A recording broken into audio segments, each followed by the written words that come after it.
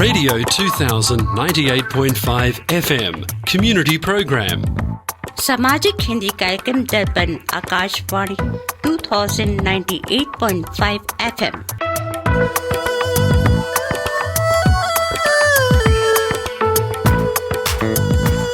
Welcome to the Hindi Show, featuring news, interviews, music and community announcements. स्वागत है दर्पण हिंदी कार्यक्रम में। आप सुनेंगे समाचार, विचार, संगीत और सामाजिक सूचनाएं। Radio 2000 98.5 FM Multicultural Radio.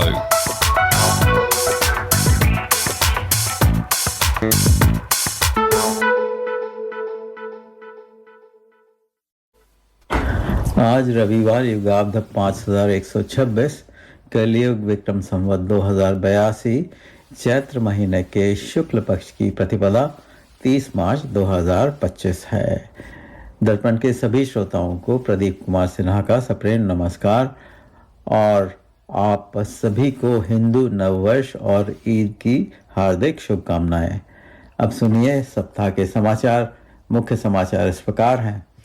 Bharat वैश्विक व्यवस्था में भागीदार ही नहीं बल्कि भविष्य को आकार दे रहा है, पीएम मोदी। म्यांमार और थाईलैंड में भूकंप, युद्ध रोकने के लिए पुतिन का बड़ा बयान तथा यूपी में जल परिवहन का आरंभ। अब सुनिए समाचार विस्तार से। प्रधानमंत्री नरेंद्र मोदी ने शुक्रवार को कहा कि भारत आज वैश्विक व्यवस्था में सिर्फ भागीदारी ही नहीं कर रहा है बल्कि भविष्य को आकार दे रहा है और उसे सुरक्षित करने में भी योगदान दे रहा है। टीवी 9 शिखर सम्मेलन को संबोधित करते हुए प्रधानमंत्री ने यह भी कहा कि अतीत में दुनिया ने देखा है कि दूसरे विश्व युद्ध के बाद जब भी कोई वैश्विक संगठन बना तो उसमें कुछ देशों का ही एकाधिकार रहा। उन्होंने कहा कि लेकिन भारत ने एकाधिकार नहीं बल्कि मानवता को सर्वोपरि रखा। प्रधानमंत्री ने वैश्विक चुनौतियों का सामना करने के लिए दुनिया के देशों से एकजुट होने का आह्वान करते हुए ऊर्जा संसाधनों से जुड़े मुद्दे को रेखांकित किया। उन्होंने कहा कि इससे निपटने के लिए हमने अंतर्राष्ट्रीय सौर गठबंधन की स्थापना की, ये सुनिश्चित करते हुए कि छोटे राष्ट्र भी सतत ऊर्जा से लाभान्वित हो सकें। म्यांमार में आए 7.7 रिक्टर स्केल के भूकंप ने वहां तबाही मचा दी। सिर्फ म्यांमार ही नहीं, थाईलैंड की राजधानी बैंकॉक में भी काफ़ी तबाही मची है। बैंकॉक म्यांमार के उस संगाई क्षेत्र से करीब 1300 किलोमीटर दूर है जहां भूकंप का केंद्र था। इसके बावजूद कई मकान ढह गए हैं। कई लोगों के मारे जाने की खबर भी आई है। हालांकि अभी मृतकों की संख्या अधिकृत सामने नहीं आई है, लेकिन शुरुआती जानकारी के मुताबिक 150 से ज़्यादा लोगों के मारे जाने की खबर है। हालांकि सगाइंग क्षेत्र में करीब 300 किलोमीटर की दूरी पर स्थित भारत में इसका असर नहीं हुआ है, लेकिन दुनिया के 5 देशों की सीमाओं पर धरती कांप उठी है। म्यांमार में ही 144 लोगों के मारे जाने की खबर है। रूस के राष्ट्रपति व्लादिमीर पुतिन ने यूक्रेन के साथ युद्ध के शांतिपूर्ण समाधान तलाशने के लिए शुक्रवार को पड़ोसी देश को संयुक्त राष्ट्र के तत्वाधान में बाह्य शासन के अधीन करने का प्रस्ताव रखा। माना जा रहा है कि पुतिन का यह बयान युद्ध लक्ष्यों को प्राप्त करने के उनके दृढ़ संकल्प को दर्शाता है। उन्होंने नाटो को चेतावनी दी है। पुतिन ने रूसी परमाणु पनडुब्बी के चालक दल को संबोधित करते हुए अपने इस दावे को दोहराया कि यूक्रेन के राष्ट्रपति व्लादिमीर ज़ेलेंस्की का कार्यकाल पिछले साल समाप्त हो गया है और उनके पास शांति समझौते पर हस्ताक्षर करने की वैधता नहीं है। पुतिन के इस भाषण को शुक्रवार सुबह टेलीविजन पर प्रसारित किया गया। यूक्रेन के संविधान के अनुसार जब देश में मार्शल लॉ लागू हो तो आम चुनाव कराना अवैध है। उत्तर प्रदेश की 11 नदियों में जल परिवहन की शुरुआत होगी। पहले चरण में प्रदेश में 761 किलोमीटर का रूट तैयार किया गया है। विभिन्न विभागों कि अभियंताओं की टीम इन नदियों में जल परिवहन की व्यावहारिकता रिपोर्ट तैयार करेगी। घाटों पर प्लेटफॉर्म व अन्य व्यवस्थाएं दुरुस्त की जाएंगी। यूपी सरकार की ओर से राज्य में जल परिवहन एवं जल पर्यटन को विकसित करने के लिए उत्तर प्रदेश अंतर्देशीय जल मार्ग प्राधिकरण का गठन किया जा चुका है। उत्तर प्रदेश में गंगा, यमुना सहित 11 राष्ट्रीय जल मार्ग हैं जो नदियों के जरिए उत्तर प्रदेश से अन्य राज्यों को जोड़ते हैं। ऐसे में जल परिवहन के लिए प्रदेश की 11 नदियों में नए सिरे से संभावनाएं तलाशी जाएंगी।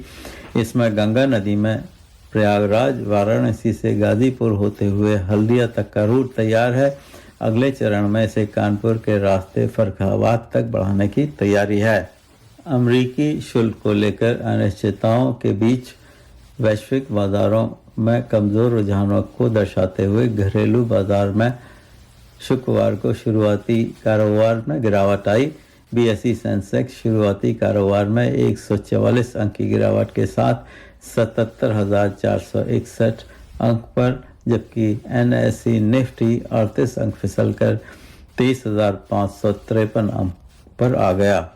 इस सप्ताह दिल्ली सराफा बाजार बंद होने तक स्टैंडर्ड सोने का भाव 87,000 से 86 रुपए प्रति 10 ग्राम रहा। यूएस डॉलर की विनिमय दर थी 85 रुपए 53 पैसे और ऑस्ट्रेलियन डॉलर 53 रुपए 78 पैसे। इसी के साथ साप्ताहिक समाचारों का ये अंक समाप्त हुआ। आप सुन रहे हैं दर्पण हिंदी कार्यक्रम रेडियो 2000 FM 98.5 मेगाहर्ट्ज पर। आप सभी को मेरा प्रदीप कुमार सिन्हा का सप्रेम नमस्कार। और आप सबों को रंजना रमन का नमस्कार। और प्रदीप उपाध्याय का भी नमस्कार। आशा करते हैं पिछले 1 घंटे का कार्यक्रम आपको रोचक व ज्ञानवर्धक लगा होगा। अब अगले 2 घंटे मैं, प्रदीप जी और रंजना जी आपकी सेवा में प्रस्तुत रहेंगे। आज हमारे साथ एक मेहमान भी हैं जो भौतिक विज्ञान के प्रोफेसर, लेकिन हिंदी लेखन में भी आप एक स्थापित व्यक्तित्व हैं। उनसे भी कार्यक्रम के दौरान हम बातचीत करेंगे और विभिन्न विषयों पर चर्चा करेंगे। श्रोताओं को नवरात्रि पर्व की बधाई भी देना चाहेंगे जो आज ही आरंभ हुआ। जैसा कि नाम से विदित है, यह 9 रात्र और 10 दिन का पर्व होता है। इन 10 दिनों में हम ब्रह्मांड में व्याप्त शक्ति के विभिन्न रूपों में माता दुर्गा की पूजा करते हैं। हिंदू धर्म के अनुसार 4 प्रकार के नवरात्रि पर्व होते हैं: चैत्र नवरात्रि, पौष नवरात्रि, माघ नवरात्रि और शरद नवरात्रि। आज चैत्र नवरात्रि का आरंभ है, तो क्यों ना आज के कार्यक्रम की शुरुआत माँ दुर्गा के भजन से की जाए। मगर भजन से पहले प्रदीप जी सुनाएंगे आज का एक सुंदर विचार। जीवन में कठिनाइयाँ और चुनौतियाँ आना स्वाभाविक है। इनसे डरने की जगह इनसे सीख कर आगे बढ़ना चाहिए। संघर्ष हमें मजबूत बनाते हैं और हमें सफलता के करीब लाते हैं, इसलिए हमें इस एक अवसर की तरह देखना चाहिए। तो एक अवसर की तरह देखिए, जब संघर्ष आए तो और उनसे सीखकर और आगे बढ़िए। बिल्कुल, विचार आज का लंबा है लेकिन बहुत उपयोगी है। और इसको मैं आज के कॉन्टेक्स्ट में प्रदीप जी देखूं तो अभी जैसे कल ही वहाँ पर भूकंप आया है और बड़ा भयंकर भूकंप आया है, सुना है, जिसमें बताते हैं 10,000 से अधिक लोगों की जो है मृत्यु हुई है। म्यांमार और थाईलैंड दोनों जगह आया है। बिल्कुल, और थाईलैंड हालांकि काफ़ी दूर है लेकिन वहाँ पर भी बड़ा डेवास्टेशन हुआ है। बिल्कुल। और बहुत लोगों की मृत्यु भी हुई है। उन शोक संतप्त परिवारों को हमारी संवेदनाएं। लेकिन आज का विचार उनके लिए निश्चित रूप से प्रेरक होगा, क्योंकि ये एक विपदा है और आपदा में अवसर की बात जो आप कर रहे थे, बिल्कुल इसी समय जीवन में जो संघर्ष की क्षमता जो है मनुष्य की दिखाई देती है और हम आशा करते हैं। लेकिन प्रदीप जी, एक और बात है कि भारत ने talking about number of hours वहाँ पे इतनी सहायता पहुँचाई है। इस संघर्ष में आज भारत जिस तरीके से कर रहा, ना केवल भारत तरक्की और 4 वैसे काम हम कर रहा, रोडें बना रहा, लेकिन ये बहुत बड़ी मानवता का हम काम कर रहे हैं। ये हमारे सनातन वैल्यू की बहुत बड़ी पहचान है।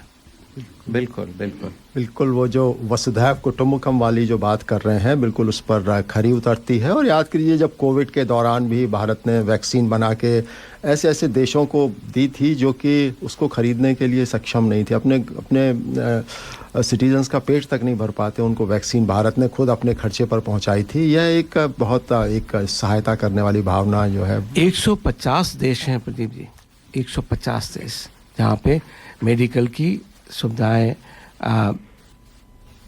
तो वैक्सीन प्लस मेडिसिन भी, और भी मेडिसिन भी वो पहुंचाई हैं। अब आप लोग कहते हैं कि Hindu nationalist party this and that, आप बताइए इसको क्या इसको नेशनलिस्ट बोलोगे? नहीं, ये पूरी दुनिया के लिए हम कर रहे हैं। ये तो मानवता, अब मेरे ख्याल से इसमें राजनीति का कोई दखलंदाजी नहीं होनी चाहिए। ये एक सहायता की भावना जो है हमको एक व्यक्ति के रूप में भी रखना चाहिए और एक देश के रूप में भी उसको आगे बढ़ाना चाहिए, जैसा उदाहरण हम लोगों ने प्रस्तुत किया। उपाध्याय जी, आज की जो हमारी वार्ता होगी प्रोफेसर साहब से, फिजिक्स के प्रोफेसर साहब से, वो वासुधैव कुटुंबकम की बात के साथ ही होगी, क्योंकि हम कुछ बात करेंगे साइंस की, फिज़िक्स की, और हम बात करेंगे क्वांटम फिज़िक्स की, और हम कोशिश करेंगे कि थोड़ी सी इसके बारे में जानकारी दी जाए कि किस तरह से क्वांटम फिज़िक्स और साइंस यानी फ़िज़िक्स स्पिरिचुअलिटी को कैसे जोड़ती है। अपने जो मैनिफेस्टेड वर्ल्ड है जिसे हम देखते हैं, और जो क्वांटम फील्ड है जिसके बारे में हमें ज़्यादा नहीं पता है, उसमें किस तरह से जोड़ा जा सकता है, हम इस बारे में बात करेंगे। चलिए, भारतवर्ष के उसी संदेश को और जो सनातन धर्म का लक्ष्य है उसी को आगे बढ़ाते हुए हम फिजिक्स के साथ साथ भगवत गीता की भी बात करेंगे। तो spirituality comes with the physics theory as well. बिल्कुल बिल्कुल। तो आज का कार्यक्रम जो है वो स्पिरिचुअलिटी, विज्ञान और साहित्य, कविता सब पर है। तो अगले 2 घंटे आशा करते हैं श्रोता लोग ज्ञानवर्धन करेंगे। तो चलिए, जैसा कि हमने कहा था, एक सुंदर से माता के भजन के साथ हम कार्यक्रम को आरंभ करते हैं। माता जिनको याद करे वो लोग निराले होते हैं। माता जिनका नाम पुकारे किस्मत वाले होते हैं।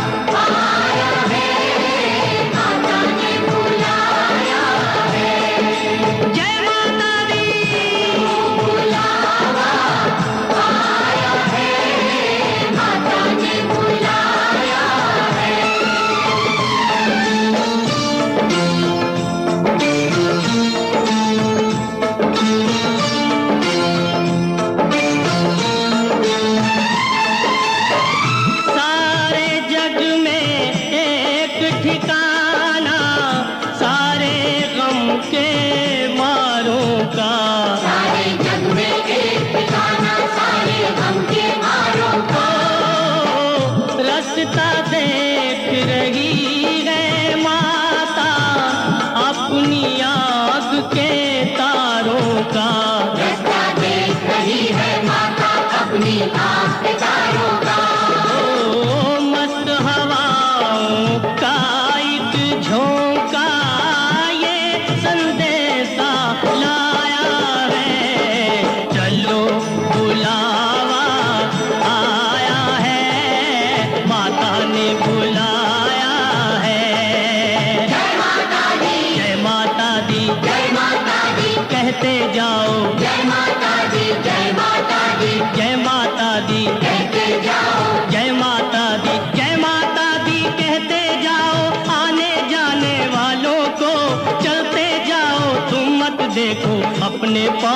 झालों को, चलते जाओ तुम मत देखो अपने पाँव के झालों को।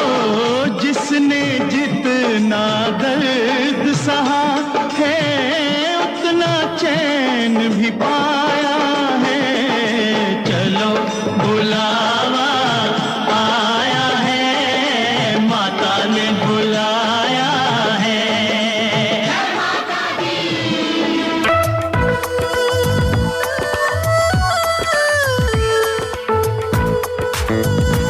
Radio 2000 98.5 FM and The Hindi Show. आप सुन रहे हैं दर्पण हिंदी कार्यक्रम 98.5 FM पर।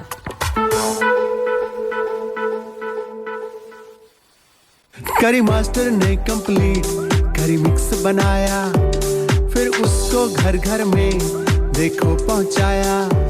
घंटों की कुकिंग को मिनटों में कर दिखाया। वाह वाह वाह बढ़िया खाना बन के आया। करी मास्टर ने जादू चलाया। करी मास्टर ने कंप्लीट करी मिक्स बनाया। करी मास्टर्स कंप्लीट करी mix available at all leading spice shops. ये था हमारे स्पॉन्सर करी मास्टर का संदेश। तो श्रोताओं, समय आ गया है हमारे मेहमान का परिचय कराने का। तो आज के मेहमान मेरे गुरु भी हैं। मेरे लिए गौरव की बात है कि आपकी किताबें मैंने इंजीनियरिंग कॉलेज में पढ़ी हैं। Professor RP. माथुर ने अलीगढ़ मुस्लिम विश्वविद्यालय में फ़िज़िक्स विभाग में कई दशकों तक शिक्षक के रूप में सेवाएं दी हैं। साथ ही dean faculty of science, chairman department of physics जैसे पदों को भी सुशोभित किया है। 175 से अधिक रिसर्च पेपर आपके विभिन्न जर्नल्स में प्रकाशित हुए हैं। 1 दर्जन से अधिक विद्यार्थियों ने आपके मार्गदर्शन में पीएचडी की है। जर्मनी, ऑस्ट्रेलिया, स्विट्ज़रलैंड, इटली में आपने पोस्ट डॉक्टरल रिसर्च वर्क किया है। इसके अलावा आपने 11 पुस्तकें भी लिखी हैं जो इंजीनियरिंग तथा भौतिक विज्ञान के शोध विद्यार्थियों द्वारा आज भी प्रयोग की जाती हैं। 2006 में आप अलीगढ़ विश्वविद्यालय से सेवानिवृत्त हुए। आपने यूपीएससी जैसे प्रतिष्ठित संस्थान में वैज्ञानिक सलाहकार के रूप में भी अपनी सेवाएं दी हैं। एक कहावत है कि विद्यार्थी रिटायर होते हैं लेकिन शिक्षक कभी रिटायर नहीं होता। इस कहावत को चरितार्थ करते हुए सेवानिवृत्ति के 20 वर्षों के बाद ऑस्ट्रेलिया में रहते हुए प्रोफेसर माथुर ने एक और किताब लिखी जिसका शीर्षक है अंडरस्टैंडिंग मेडिकल डिवाइसेस, जो कि अल्ट्रासाउंड, एमआरआई आदि की कार्यशैली को एक आम जन की भाषा में बताती है। आपके अकम्पलिशमेंट में बताना चाहूँ तो काफ़ी समय लग सकता है। तो यह था प्रोफेसर माथुर का फिज़िक्स वाला प्रोफाइल। लेकिन आपके जीवन का एक और पहलू भी है, वह है हिंदी साहित्य से जुड़ा हुआ। आपको लघु कथाएँ, कविताएँ, शेर व शायरी लिखने का भी शौक़ है। सिडनी में प्रोफेसर माथुर को अवश्य ही विभिन्न काव्य गोष्ठियों, कवि सम्मेलनों में मुख्य अतिथि के रूप में देखा होगा। श्रोताओं, बहुमुखी प्रतिभा के धनी प्रोफेसर माथुर आज हमारे स्टूडियो में उपस्थित हैं और कार्यक्रम के अंत तक हमारे साथ रहेंगे। इस दौरान हम प्रोफेसर माथुर से विभिन्न विषयों पर बातचीत करेंगे और श्रोताओं की विज्ञान और साहित्य की ज्ञान की प्यास बुझाने का प्रयत्न करेंगे। तो प्रोफेसर माथुर, आपका हमारे स्टूडियो में स्वागत है। बहुत बहुत धन्यवाद आपका। मैं वाकई अपने आप को गौरवान्वित महसूस कर रहा हूँ कि आज एक ऐसी जगह बैठा हुआ हूँ जहाँ पहले मैं कभी नहीं गया। मेरा बहुत तजुर्बा रहा है कि मैं लेक्चर्स दूँ और टेबल के दूसरी तरफ बैठ के संचालन करूं, लेकिन ये एक बड़ा अच्छा अवसर है कि मैं इस तरफ बैठा हुआ हूं और इन सब लोगों की उसमें गाइडेंस में कुछ यहाँ कहने के लिए बैठा हुआ हूँ। आपका बहुत बहुत धन्यवाद। प्रोफेसर साहब, हमारे लिए बड़े गर्व की बात है कि आप जैसा विद्वान हमारे स्टूडियो में आया। और हम इस वार्ता की शुरुआत इससे करना चाहेंगे कि भारत में आप कहाँ से हैं। हम अपने सभी मेहमानों से सबसे पहले यही प्रश्न पूछते हैं कि आप भारत में कहाँ से हैं, जरा बैकग्राउंड बताइए। मैं अलीगढ़ से ही हूँ और मेरी फैमिली अलीगढ़ में तकरीबन 200 साल से रह रही है। और हमारी फैमिली में ज़्यादातर पढ़ने पढ़ाने का ही जोर रहा है। हम 7 भाई थे और 1 बहन, और ज़्यादातर रुझान फैमिली में एडमिनिस्ट्रेटिव सर्विसेज की तरफ था। मेरे eldest brother retired as chief justice Allahabad high court, फिर एक भाई एसटीसी के डायरेक्टर थे, फिर अकाउंटेंट जनरल यूपी, इस तरीके से सब। और शायद मेरे पेरेंट्स भी ये चाहते थे कि मैं भी इंजीनियर हो जाऊं या डॉक्टर हूं, कुछ हूं, लेकिन शुरू से ही मेरा रुझान टीचिंग की तरफ था। अच्छा, इसके पहले कि आप थोड़ा सा आगे बताएं, एक बात बताइए कि अलीगढ़ में आप कहाँ पर रहते थे? अलीगढ़ में एक मोहल्ला कहलाता है बाराही, ब्राह्मणपुरी बाराही, ये 2 मिले हुए मोहल्ले हैं। बाराही में मेरा एंसेस्ट्रल मकाम था। मैंने ये इसलिए पूछा क्योंकि मैं अलीगढ़ में रह चुका हूँ, जो नौरंगी लाल राजकीय इंटर कॉलेज है उसमें पढ़ा हूँ, रघुवीरपुरी में रहता था। जी, बहुत बढ़िया। तो बड़ी खुशी की बात है कि मेरा भी कनेक्शन अलीगढ़ से निकल आया। आज तो अलीगढ़ का बहुमत हो गया यहाँ पर। हमारे उपाध्याय साहब भी हैं अलीगढ़ से। बिल्कुल। हाँ, अब सॉरी, आगे बताइए। तो मैं ये कह रहा था कि शायद मेरे पेरेंट्स भी ये चाहते थे कि मैं भी एडमिनिस्ट्रेटिव सर्विसेज में जाऊँ। बड़ा जोर था कि IAS वगैरह के लिए तैयारी करूं, लेकिन मेरा अपना रुझान टीचिंग की तरफ था। और मैं ये भी कहूँगा कि मेरी फैमिली में एक ये बड़ी अच्छी बात थी कि कोई चीज़ थोपी नहीं जाती थी। बहुत अच्छा। तो मैंने BSc किया। अच्छा, मैं एक बात आप लोगों को बता दूं कि इंटरमीडिएट में मैं DS कॉलेज में पढ़ा करता था, और उस ज़माने में नीरज जी मुझे हिंदी पढ़ाते थे। अच्छा। तो मैं अपने आप को बड़ा भाग्यशाली समझता हूँ कि मैं नीरज जी का स्टूडेंट रहा हूँ। उसके बाद फिर मैंने MSc की, और MSc में अच्छी पोजीशन वगैरह आई, तो फिर अलीगढ़ यूनिवर्सिटी में रिसर्च भी शुरू की और टीचिंग भी शुरू किया। और उसके बाद फिर बाहर जाने का मुझे 2-1 फेलोशिप्स मिले, कुछ विजिटिंग फैकल्टी की पोजीशंस मिली। तो तकरीबन 72 के बाद, 1972 के बाद मैं काफ़ी बाहर रहा और शोध में रहा। तो एक अच्छी ज़िंदगी मिली, और आई फील वेरी कंटेंट और very happy about my past. तो आपने कितने साल रहे आप AMU में? अलीगढ़ में मैं basically as a student I entered in 1963। अच्छा। और मैं वहाँ ही मैंने रिसर्च भी की, वहीं मैं फैकल्टी पे भी रहा, और I got retired in 2006 at the age of 62। बहुत अच्छे, बहुत अच्छे। और उसके बाद भी तो आप रिटायर कहाँ हुए हैं? आप तो एक के बाद एक बुक्स लिख रहे हैं। असल में हिंदुस्तान में यह है कि 70 साल से ज़्यादा कोई गवर्नमेंट असाइनमेंट नहीं मिल सकता। तो मैं 72 से जब 62 की एज पर रिटायर हुआ, उसके बाद जब तक 70 साल का नहीं हो गया, कोई ना कोई असाइनमेंट मुझे गवर्नमेंट की तरफ से UGC एकेडमिक लाइफ का मिलता रहा। तो वो मैं उसमें फिर बहुत सारे रिसर्च प्रोजेक्ट्स थे वो किए, तो अच्छा जीवन रहा।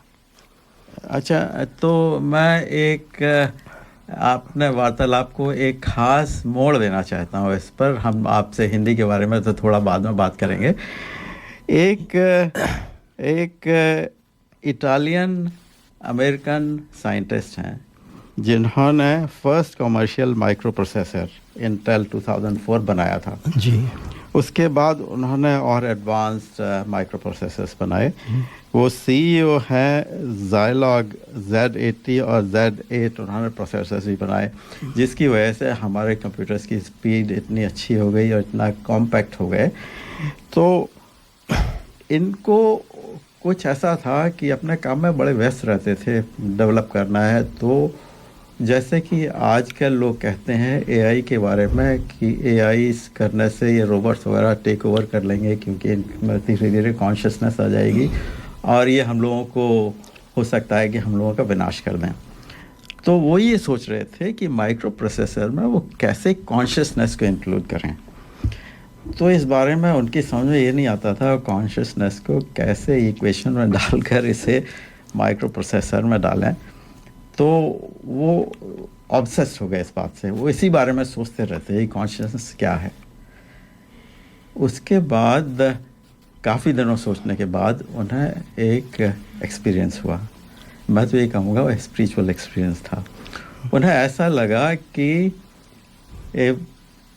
he is the observer and he himself is the observed। जैसा कि हमारे वेदांत में है, आपने उपनिषद में लिखा हुआ है। तो उनका एकदम से जो लाइन ऑफ एक्शन थी अपने रिसर्च के बारे में, अपने काम के बारे में, एकदम बदल गई। उन्होंने लोगों को, साइंटिस्ट लोगों को, फिजिशियंस, फिजिक्स प्रोफेसर्स वगैरह को समझाने की कोशिश की कि ये जो हम लोग समझते हैं कि हमारा जो ब्रेन है इट प्रोड्यूसेस कॉन्शियसनेस, ऐसा नहीं है। It is other way around. हमारी कॉन्शियसनेस से हमारा ब्रेन एक्टिव होता है। अच्छा, इसी बारे में डिस्कशंस बहुत आगे बढ़ गए हैं। ऐसे कहा जाता है साइंटिफिक वर्ल्ड में हार्ड प्रॉब्लम ऑफ कॉन्शियसनेस। इसी संदर्भ में हमारे एक स्वामी जी हैं, स्वामी सर्वप्रियानंदा, वो जो वेदांत सोसाइटी ऑफ न्यूयॉर्क है उसके हेड हैं। उनके अगर आप यूट्यूब पर डिस्कोर्सेस देखें तो एकदम टेक्निकल भाषा में, हालांकि टेक्निकल चीज़ों से हमारे उपनिषद या हमारे इंटरनल बीइंग की कोई रिलेशनशिप नहीं है, लेकिन वो बड़ी अच्छी तरह से इन सब बातों को एक्सप्लेन करने की कोशिश करते हैं। तो मेरा आपसे ये पूछना चाहता हूँ मैं कि ये जो कॉन्शियसनेस और क्वांटम मैकेनिक्स, ये जो इटालियन साइंटिस्ट मैंने बताया जिन्होंने माइक्रो प्रोसेसर डेवलप किया, इनका कहना यह है कि ये जो क्वांटम फील्ड है it is conscious on its own. तो आपका इस बारे में क्या विचार है? मैं ज़रा सा और पहले से शुरू करना चाहूँगा। अच्छा, ठीक है। देखिए, अगर आप शुरू करें कि ब्रह्मांड की रचना कैसे हुई, वहाँ से चलें, क्योंकि क्वांटम वगैरह तो सब बाद में आएगा। ब्रह्मांड की रचना कैसे हुई, तो जो प्रेजेंट साइंटिफिक थ्योरी है वो बिग बैंग थ्योरी है, और उसमें ये कहा जाता है कि ये पूरा ब्रह्मांड, यूनिवर्स जो है, वो इम्प्लोजन ऑफ ए सिंगुलैरिटी, एक पॉइंट सिंगुलैरिटी थी जहाँ तमाम एनर्जी कंसंट्रेटेड थी। सिंगुलैरिटी का लिटरल मीनिंग है कि अजूबा, जो आप थिंक ना कर सकते हो, जो डिस्क्राइब ना किया। तो एक ऐसी स्टेट थी जिसमें सब एनर्जी एक पॉइंट पे थी और वो इम्प्लोड की, और उसकी वजह से ये ब्रह्मांड बना। मैं अभी इस सिलसिले में एक किताब ही लिख रहा हूँ, उसमें इसका जिक्र किया था। तो मैंने तकरीबन 6 डिफरेंट ओल्ड सिविलाइजेशंस के बारे में पढ़ा कि उनमें यूनिवर्स के क्रिएशन की क्या थ्योरीज है। अच्छा। और मुझे आप बताते हैं बड़ी खुशी हो रही है कि सनातन, हमारा जो वैदिक दर्शन है, उसमें ऋग्वेद में 6 श्लोकों में ये बताया गया है कि ब्रह्मांड की रचना कैसे हुई। अच्छा। और उसमें जो एक ख़ास है, यानी पहले तो यही बताया गया कि जो इन्फिनिटी का कॉन्सेप्ट है, जो सिंगुलैरिटी का कॉन्सेप्ट है, वो बताया गया कि वो सिंगुलैरिटी को में कुछ दिखाई नहीं देता था, it was darkness in dark. और जो ख़ास बात कही कि जब ब्रह्मांड की रचना शुरू हुई तो वो तपस, जो शब्द इस्तेमाल हुआ है तपस, तपस इज एनर्जी। तो एक एनर्जी से ब्रह्मांड हुआ और वो तपस फैलनी शुरू हुई। तो I think this is the nearest thing to big bang. तो मुझे ये पढ़ के अच्छा, और कल्चर्स में किसी में ये कहा गया कि साहब वो 4 ट्रीज हैं उनके, जैसे चाइनीज़ में स्टोरीज हैं कि एक अंडा था और उसके, तो मैं उस सब में मैं नहीं जाऊंगा। इन 6 में 6 सिविलाइजेशंस मैंने स्टडी की। पहला जो सनातन हमारा है वो पहली दफ़े ये बताता है कि साइंटिफिक अप्रोच और वेदांतिक अप्रोच में कोई, स्पिरिचुअल अप्रोच में कोई फ़र्क नहीं है। मैं एक और उदाहरण आपको ज़रा सा देना चाहूँगा। एक स्वामी जनानंद हुआ करते थे जो वॉल्टेयर यूनिवर्सिटी आंध्रा के head of the department of physics थे। वो 17 साल की उम्र में तपस्या करने चले गए थे, जब तक फिजिक्स पढ़ के MSc फिजिक्स करके अब वो पहाड़ों में चले गए और 10 साल तपस्या की, लौटे और फिर वॉल्टेयर यूनिवर्सिटी में PhD की और वहाँ प्रोफेसर हुए, और उसके बाद वो वहाँ प्रोफेसर हुए। वो हम लोग जब MSc में पढ़ा करते थे, बड़े पॉपुलर साइंटिस्ट थे, हम लोगों का वाइवा वगैरह लेने आते थे। मैंने उनसे एक दफ़ा यही सवाल किया कि साहब आपने तपस्या में क्यों चले गए और फिर लौट क्यों आए? अच्छा। तो उन्होंने कहा कि मैंने तपस्या करके ये देखा कि it is the same truth, और उससे पाने के दो तरीक़े हैं। आप तपस्या कीजिए, एक वो तरीक़ा है, एक साइंटिफिक तरीक़े से जाइए। अप्रोचेस डिफरेंट हैं, रोड्स डिफरेंट हैं, but they both lead to the same ultimate गोल।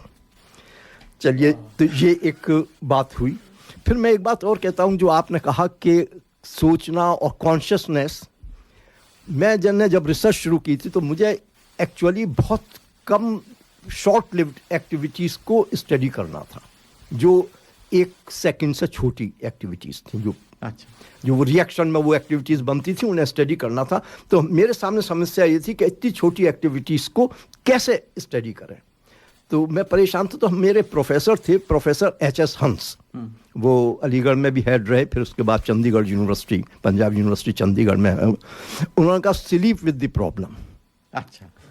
और साहब वाकई में आपको बताऊं कि एक दिन सुबह रात को जब मैं उठा सुबह, तो मुझे ख्याल आया कि इस तरीके से किया जा सकता है कि रिंग काउंटर बना के हम इसको कर सकते हैं। तो वो सब कॉन्शियस माइंड ने मुझे बताया how to go about that.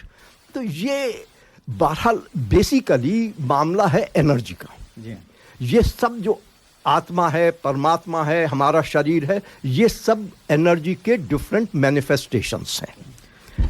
ऐसा है कि जब हम वासुदेव कुटुंबम की बात करते हैं, तो ये जो स्पिरिचुअल एक्सपीरियंसेस होते हैं कि मैं ही ऑब्जर्वर हूँ और मैं ही ऑब्जर्व्ड हूँ, तो ये इसका मतलब ये है कि आप जो कुछ देखते हैं आप ही हैं वो सब। तो ये वासुदेव कुटुंबकम का बहुत गहरा अर्थ यही है कि अल्टीमेट स्पिरिचुअल एक्सपीरियंस इज वासुदेव कुटुंबकम। मैं एक बात थोड़ी सी और ऐड करना चाहूँगा, just to put my point further. एक चीज़ होती है स्टैटिस्टिकल डिके। अच्छा। बाज़े न्यूक्लियाई, बाज़े एटम कह लीजिए, वो खुद ब खुद विघटित होते हैं, टूटते हैं, और उनमें से कुछ पार्ट के निकलते हैं, एक नया सिस्टम बन जाता है। ये कौन सा, आपने 100 एटम्स रखे, उनमें से कौन सा इस वक्त टूटेगा ये आप नहीं कह सकते, लेकिन ऑन एन एवरेज 1 सेकंड में इतने टूट जाएंगे, ऑन एन एवरेज ये आप बात कह सकते हैं। लेकिन इन एटम्स को मालूम है, हालांकि इनमें जान नहीं है, इन एटम्स को मालूम है कि अब कौन सा टूटना है और इसके बाद किसे टूटना है। तो there is some sort of consciousness already inbuilt in the decay of a statistical process. तो all statistical processes, and by the way most of the processes in universe are statistical. किसी की प्रोबेबिलिटी 1 है, किसी की 0 है सब statistical. तो ये कॉन्शियसनेस तो उस लेवल पे है। नहीं, बिल्कुल बिल्कुल। और क्वांटम कंप्यूटर किस तरह से काम करता है किसी को नहीं पता, but it works and it works very fast. अच्छा, इसके अलावा मैं एक बात और कहना चाहता था, जो AI की बात करते हैं लोग, तो ये जो इटालियन साइंटिस्ट रहे हैं जिन्होंने माइक्रो प्रोसेसर बनाया और कॉन्शियसनेस डालने की कोशिश कर रहे थे उसमें, इनका कहना ये है कि इनसे किसी ने सवाल पूछा कि ये जो सेल्स होते हैं बॉडी के और जो बिट्स होते हैं कंप्यूटर के, इनमें क्या डिफरेंस है।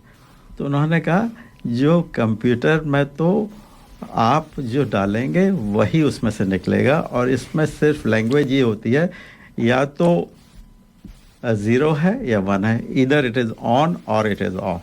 जबकि हमारी बॉडी है ना, इट इज़ होलोग्राफिक। इसके हर सेल में पूरी बॉडी की इंफॉर्मेशन है।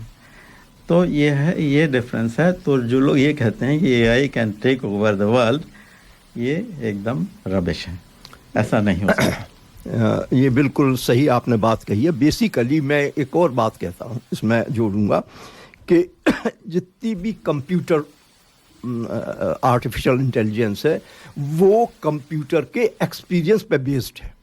बिल्कुल। जैसे अब आप मान लीजिए आप कोई प्रोग्राम देखते हैं, अगर जिस टाइप का प्रोग्राम आप देखते हैं वही टाइप के प्रोग्राम आपको परोसे जाएंगे। ये एक बिल्कुल उसकी जो टेक्नोलॉजी अगर उसमें वो ये करता है, लेकिन ह्यूमन एस्पेक्ट इसमें बिल्कुल डिफरेंट है।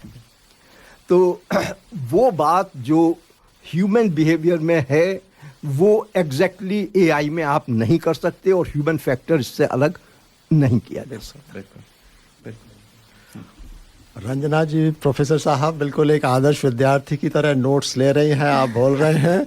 और आशा करता हूँ कार्यक्रम के अगले हिस्सों में मैं आपसे कुछ प्रश्न भी पूछेंगी, जैसे एक विद्यार्थी को अपने शिक्षक से पूछने भी चाहिए। और चलिए, थोड़ा सा काफ़ी हैवी डिस्कशन चल रहा है, एक ब्रेक लेना बनता है। और जैसा कि हमने कार्यक्रम में शायद बताया नहीं था, लेकिन हमने जो नोट भेजा था कि कार्यक्रम में क्या क्या कवर करेंगे, तो उसमें आज हम जो है आज का कार्यक्रम हमारे जो गीतकार हैं इंदिवर को समर्पित है, क्योंकि 27 फरवरी को उनकी जो है वो पुण्यतिथि होती है। तो हमने सोचा क्यों ना आज का कार्यक्रम उन्हीं के गाने बजाकर उनको समर्पित करते हैं। तो उनके कई गाने मैं लाया हूँ। तो गाना जो है सबसे पहला मैंने चुना है वो बिल्कुल, चूँकि हमारे साथ हिंदी के प्रोफेसर साहब बैठे हैं जो कि हिंदी में विशेष रुचि रखते हैं, तो मैंने उनका एक ऐसा गाना चुना जिसको बिल्कुल हिंदी पोइट्री की तरह है, और फिल्म सरस्वती चंद्र से वह गाना लिया गया है। और इस गाने को सुनते हैं तो बिल्कुल लगता है कि जैसे आप हिंदी की एक सुंदर कविता सुन रहे हैं। तो उसके लिए इंदिवर जी का हम लोगों को धन्यवाद देना चाहिए। तो चलिए श्रोताओं को गाना सुनाते हैं और उसके बाद हम लोगों की चर्चा जारी रहेगी।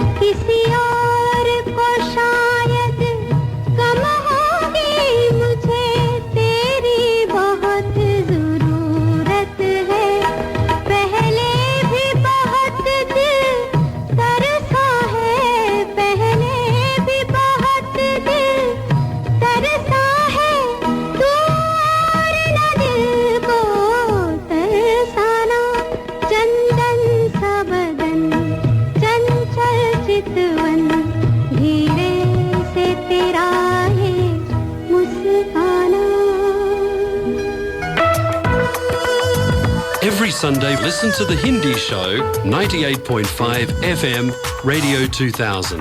हर रविवार सुनिए दर्पण हिंदी कार्यक्रम 98.5 FM पर सुबह 9 से 11 बजे तक।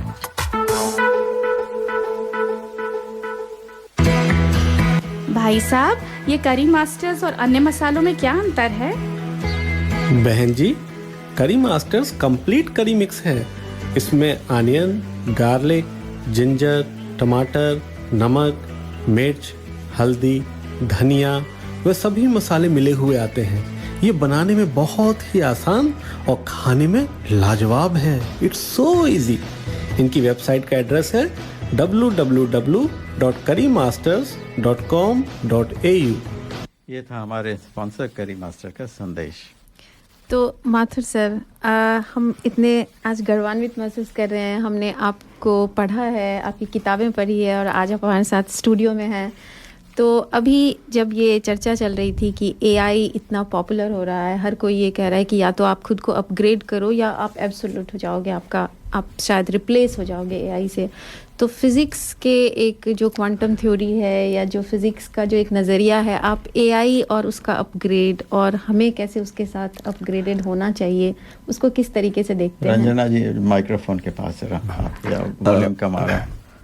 देखिए, आपका सवाल जो है ये एक बड़ा गूढ़ प्रश्न। पहले तो मैं एक चीज़ बता दूं, physics by definition is talks about non living world, inanimate world की रूल्स हैं, वो फिजिक्स हैं। तो ये एक्सपेक्ट करना कि फिजिक्स में ह्यूमन एस्पेक्ट डायरेक्टली इन्वॉल्व होंगे, वो बाय डेफिनेशन सही नहीं है। सॉरी। लेकिन एक चीज़ है कि दो लॉज जो फिजिक्स के हैं वो लाइफ साइंसेज में भी एप्लीकेबल हैं, पाए गए हैं। एक है कंजर्वेशन ऑफ एंट्रोपी, कहते हैं जो जेनेटिक इंफॉर्मेशन का प्रोपोगेशन है वो कंजर्वेशन ऑफ एनर्जी की वजह से होता है। एक और भी लॉ है जो थर्मल फिजिक्स का लॉ है, वो इसमें एप्लीकेबल होता है। लेकिन ह्यूमन फैक्टर जो है, बात मतलब मुझे बिल्कुल इसमें कोई शक नहीं है कि computer, AI, whatever it is, वो आदमी को रिप्लेस कर सके। ये आप जो कुछ कंप्यूटर करेगा, वो चाहे क्वांटम कंप्यूटर हो या ऑर्डिनरी फास्ट कंप्यूटर हो, वो ट्रेनिंग में जो उसको बता दिया गया है उससे ही करेगा। तो डरने की जरूरत नहीं है। हाँ, बिल्कुल मत डरिए। और मैं एक बात और भी जानता हूँ, मुझे नेचर में इतना विश्वास है कि नेचर अपने आप को कभी रिवील होने देगी नहीं। हमने शुरू किया था मतलब जो बेसिक शुरुआत कैसे हुई थी पार्टिकल फिजिक्स की, कि अगर हम एक कोई चीज़ लें उसे दो हिस्सों में तोड़ते जाएं तो अल्टीमेटली हमें क्या मिलेगा। वहाँ से हम शुरू हुए, मॉलिक्यूल आया, एटम आया, उसके बाद सब एटॉमिक पार्टिकल्स आ गए, अब न्यूट्रॉन प्रोटॉन आए, न्यूट्रॉन प्रोटॉन के बाद अब मेसॉन्स आ गए। यानी as you go deeper you find something new. तो ये जो नेचर है ना, जिसमें ये ह्यूमैनिटी रची बसी है, वो नेचर अपने आप को पूरा कभी रिवील होने ही नहीं देगी। नई नई हमारे आगे नए चैलेंजेस देगी, और इसलिए डरने वरने की बिल्कुल ज़रूरत नहीं है। मन से लगे रहिए काम में। बिल्कुल। और बिल्कुल प्रोफेसर साहब की बात से मैं सहमत हूँ, क्योंकि जब हम नेचर की बात करते हैं तो हमारी समस्या है वो सिर्फ मानव और पृथ्वी पर रहने वाले लोगों तक सीमित हो जाती है। लेकिन हमको इस चीज़ को समझना चाहिए कि हम एक बहुत बड़े ब्रह्मांड का एक बहुत छोटा सा हिस्सा हैं। हमारा सोलर सिस्टम है और वो गैलेक्सी में है, और गैलेक्सी में मतलब अर्थ, सन जो है हमारे यहाँ से करीबन 8 मिनट के डिस्टेंस पर है। वहाँ से लाइट आने में 8 मिनट लगते हैं। उसके बाद जो नेक्स्ट स्टार शायद अल्फा सेंटोरी या कुछ है, वो शायद 40 लाइट ईयर्स पर है। तो इतना बृहद रूप में फैला हुआ है। और उसके बाद गैलेक्सीज़ और हैं। और जैसा प्रोफेसर साहब ने बताया कि एक बहुत छोटे से पॉइंट से जो था वो ओरिजिन हुआ था। और जो वेदांत में जो बात की जाती है डुअलिटी, और जो है वो सब basically from one point two हम लोग मैटर और एनर्जी बन गए हैं। At the end Albert Einstein ने जो था उनका सेतु स्थापित किया। ये बहुत बड़ी ब्रेक थ्रू रिसर्च मानता हूँ कि एनर्जी और मैटर का कन्वर्जन कैसे होता है, और दोनों एक दूसरे में स्थापित हो सकते हैं।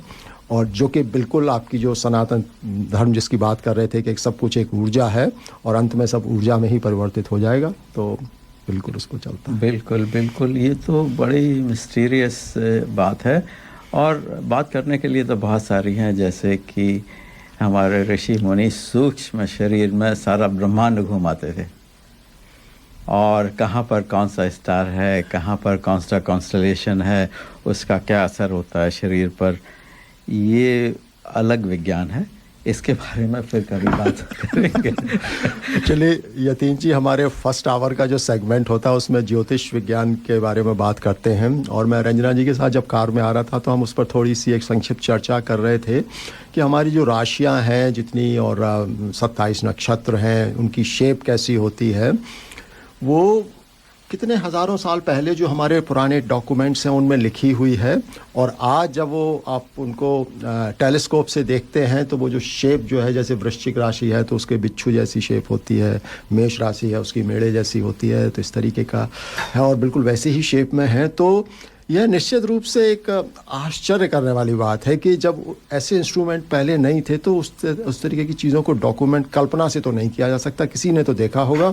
और जो आप थ्योरी बता रहे हैं कि कॉन्शियसनेस में just you go out and travel, आप ये देखिए हमारे जो पंचांग हैं कब लिखे गए थे किसी को नहीं पता, लेकिन वो आगे 1000 वर्ष के कब सूर्योदय होगा, कब चंद्रोदय होगा, कब क्या होगा, ये सब उसमें है।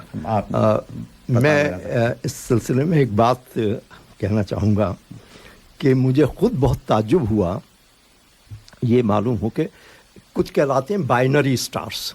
वो एक स्टार दूसरे के चारों तरफ चक्कर लगाता है। एक बाइनरी स्टार है साइरस, उसमें वो अब मालूम हुआ है कि वो असल में इतनी दूर है, शायद 5 या 7 लाइट ईयर दूर है।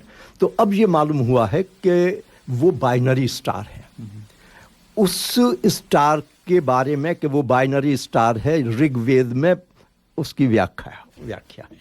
अच्छा, इससे मुझे नाम तो ये नहीं याद आ रहा उसका, लेकिन जो न्यूली मैरिड कपल्स हैं उन्हें वो स्टार दिखाते हैं कि देखो ध्रुव तारा बोलते हैं दोनों एक दूसरे से मिले हुए हैं और सिंक्रोनाइज हैं एक दूसरे से। तो ये जो पुरानी अपनी धरोहर है इसे हमें और अच्छी तरह समझने की बहुत कुछ छिपा हुआ है। जैसे रामायण, ये हनुमान चालीसा में कहते हैं कि जब हनुमान जी सूर्य की तरफ जा रहे थे तो जो दूरी उसमें बताई गई है वो मोर और लेस उतनी ही है जब आज सही में दूरी का पता चला है। तो नहीं, मेरा somehow I am developing the feel, मुझे ये फीलिंग हो रही है कि शायद ये जो यौगिक पद्धति है इसमें आप अपनी ज्ञान की जो चक्षु हैं उन्हें उस स्थिति तक जहां आप चाहें वहां देख सकते हैं, एक उनको उस हद तक एलिवेट कर सकते हैं, बढ़ा सकते हैं। भाई ये हमारे महाभारत में सब देखा। हाँ। और संजय ने सब पूरी बता दी। तो ये कुछ संजय वहां पहुंच तो नहीं गए थे। हाँ, ये अब उनके ज्ञान के चक्षु जो थे वो किसी तरीके से तो ये विधाएं उसमें हैं। हाँ। अब हम असल में हुआ जो हमारी जो वैदिक साइंस है या वैदिक पद्धति है उसमें खराबी ये रही कि उसके जो कम्युनिकेशन का मीन था वो पर्सन टू पर्सन था। गुरु ने शिष्य को बताया और गुरु ने भी अपने 20 गुरुओं में से 19 ही शिष्य को बताया, कहीं शिष्य मुझसे आगे ना लगा जाए, और वो एक गुरु लेकर खत्म हो गया। तो इस तरीके से हमारी थंब रूल्स रह गए, जो उसके पीछे की फिलॉसफी जो साइंस थी वो खत्म हो गई। तो ये हमारी खराबी रही हमारे पद्धति की। अगर सब लिखित होती, सब होते तो हमें मालूम होता कि हम कैसे उस ऊंचाइयों तक पहुंच सकते हैं। लेकिन प्रोफेसर साहब, उस पद्धति की जो श्रुति की जो और स्मृति की जो बात कर रहे हैं उसकी एक अच्छाई ये भी है कि आप ये देखिए कि भारत का इतिहास जब हम मॉडर्न इतिहास जब पढ़ते हैं तो कितना उनके साथ जो है वो पूरी लाइब्रेरी की लाइब्रेरी जला दी गई और सब कुछ कर दिया गया। अगर स्मृतियों की फॉर्म में अगर वो इंफॉर्मेशन नहीं होती तो हम लोग बैक टू जीरो जिसको बोलते हैं वही आ गए होते हैं। नहीं, आप तो बिल्कुल ठीक कह रहे हैं।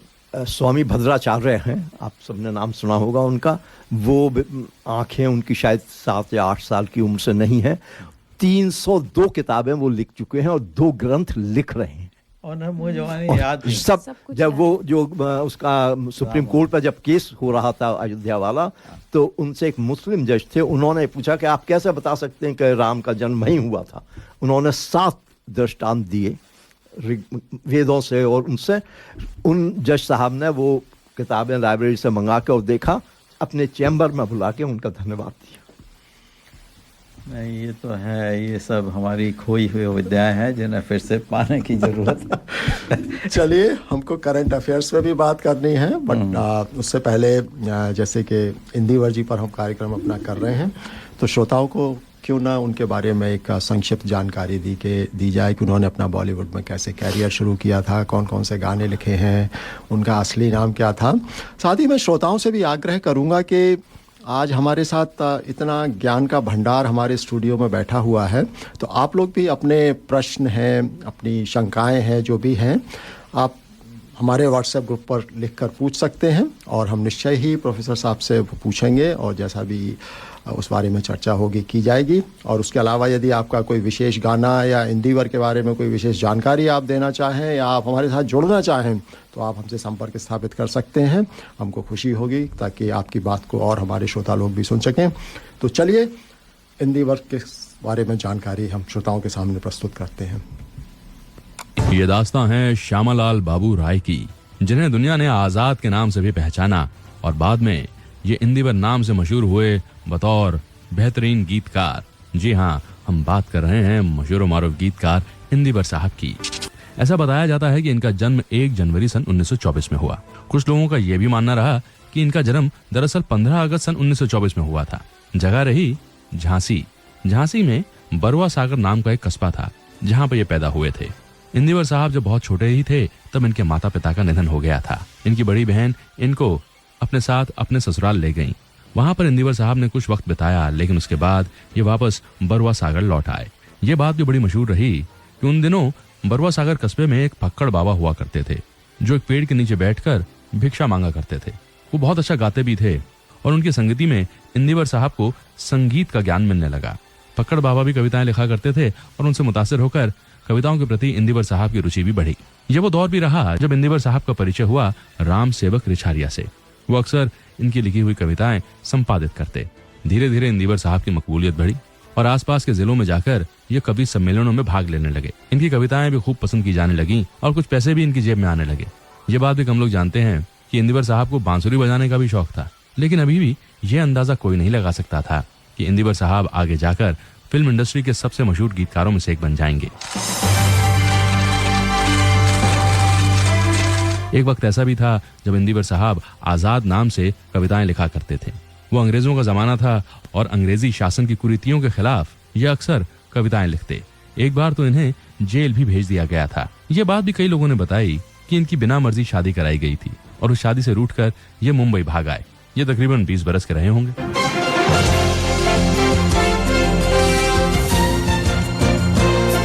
कुछ फिल्म निर्देशकों के यहाँ गए, कुछ कवि साहित्यकारों से इनकी मुलाकात हुई और आखिर में सन 1940 में फिल्म डबल फेस में इन्हें गीत लिखने का मौका मिला।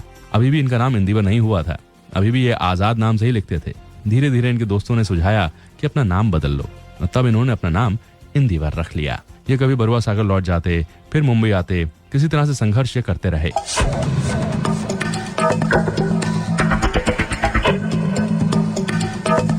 इनका दाम्पत्य जीवन भी चलता रहा, लेकिन सन 1951 में जब इंदिवर साहब ने फिल्म मल्हार के गाने लिखे, खासतौर पर वो गाना बड़े अरमानों से रखा है बलम तेरी कसम, उसने तो ऐसी धूम मचाई कि फिर कभी इंदिवर साहब ने पलट के ना देखा। फिर तो बड़े बड़े संगीतकार इंदिवर साहब से अपने गाने लिखवाने लगे। बाबू भाई मिस्त्री की फिल्म पारसमणि में इन्होंने जबरदस्त गाने लिखे। फिर ये भारत कुमार के नाम से मशहूर मनोज कुमार के काफी निकटतम कलाकारों में से एक बन गए। मनोज कुमार की फिल्मों के लिए गाने लिखे, खासतौर पर फिल्म उपकार का वो गाना कसमें वादे प्यार वफा, उसे कौन भूल सकता है। पूर्व पश्चिम के गाने भी महान संगीतकार जोड़ी कल्याण जी आनंद जी और इंदिवर कमाल का काम कर गए।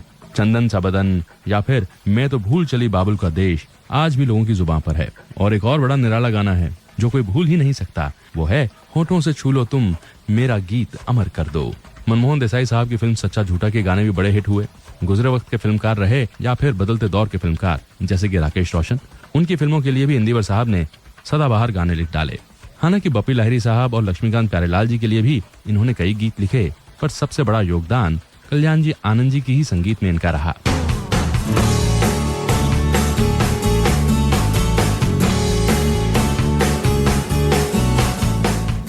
लता मंगेशकर जी रहीं कि मोहम्मद रफी साहब या फिर मन्ना डे और मुकेश जी, सभी दिग्गज कलाकारों ने इनके लिखे गाने गाए। इन्होंने हिम्मत वाला, जस्टिस चौधरी, तोहफा, इन सब के लिए भी बहुत ही खूब गाने लिखे।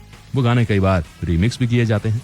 ऐसा भी बताया गया मुंबई में मिली शोहरत ने इनका जीवन जीने का तरीका बदल दिया। ये धीरे धीरे बरुआ सागर भूलते गए जहाँ से ये निकले थे, और कुछ ऐसी आदतें इन्हें लग गईं जिसकी वजह से कुछ लोगों ने इन्हें भटका हुआ भी कह दिया। कुछ स्त्रियां भी इनके जीवन में आईं, लेकिन इंदिवर साहब अपनी पहली बीवी पार्वती को कभी न भूल पाए। इंदिवर साहब ने बड़ी मकबूलियत तो हासिल की, लेकिन इनका जीवन बड़े उतार चढ़ाव भरा रहा। ऐसा बताया गया कि सन 1999 में ये अपने वतन बरुआ सागर जा रहे थे और रास्ते में ही इनको दिल का दौरा पड़ा और इनका निधन हो गया।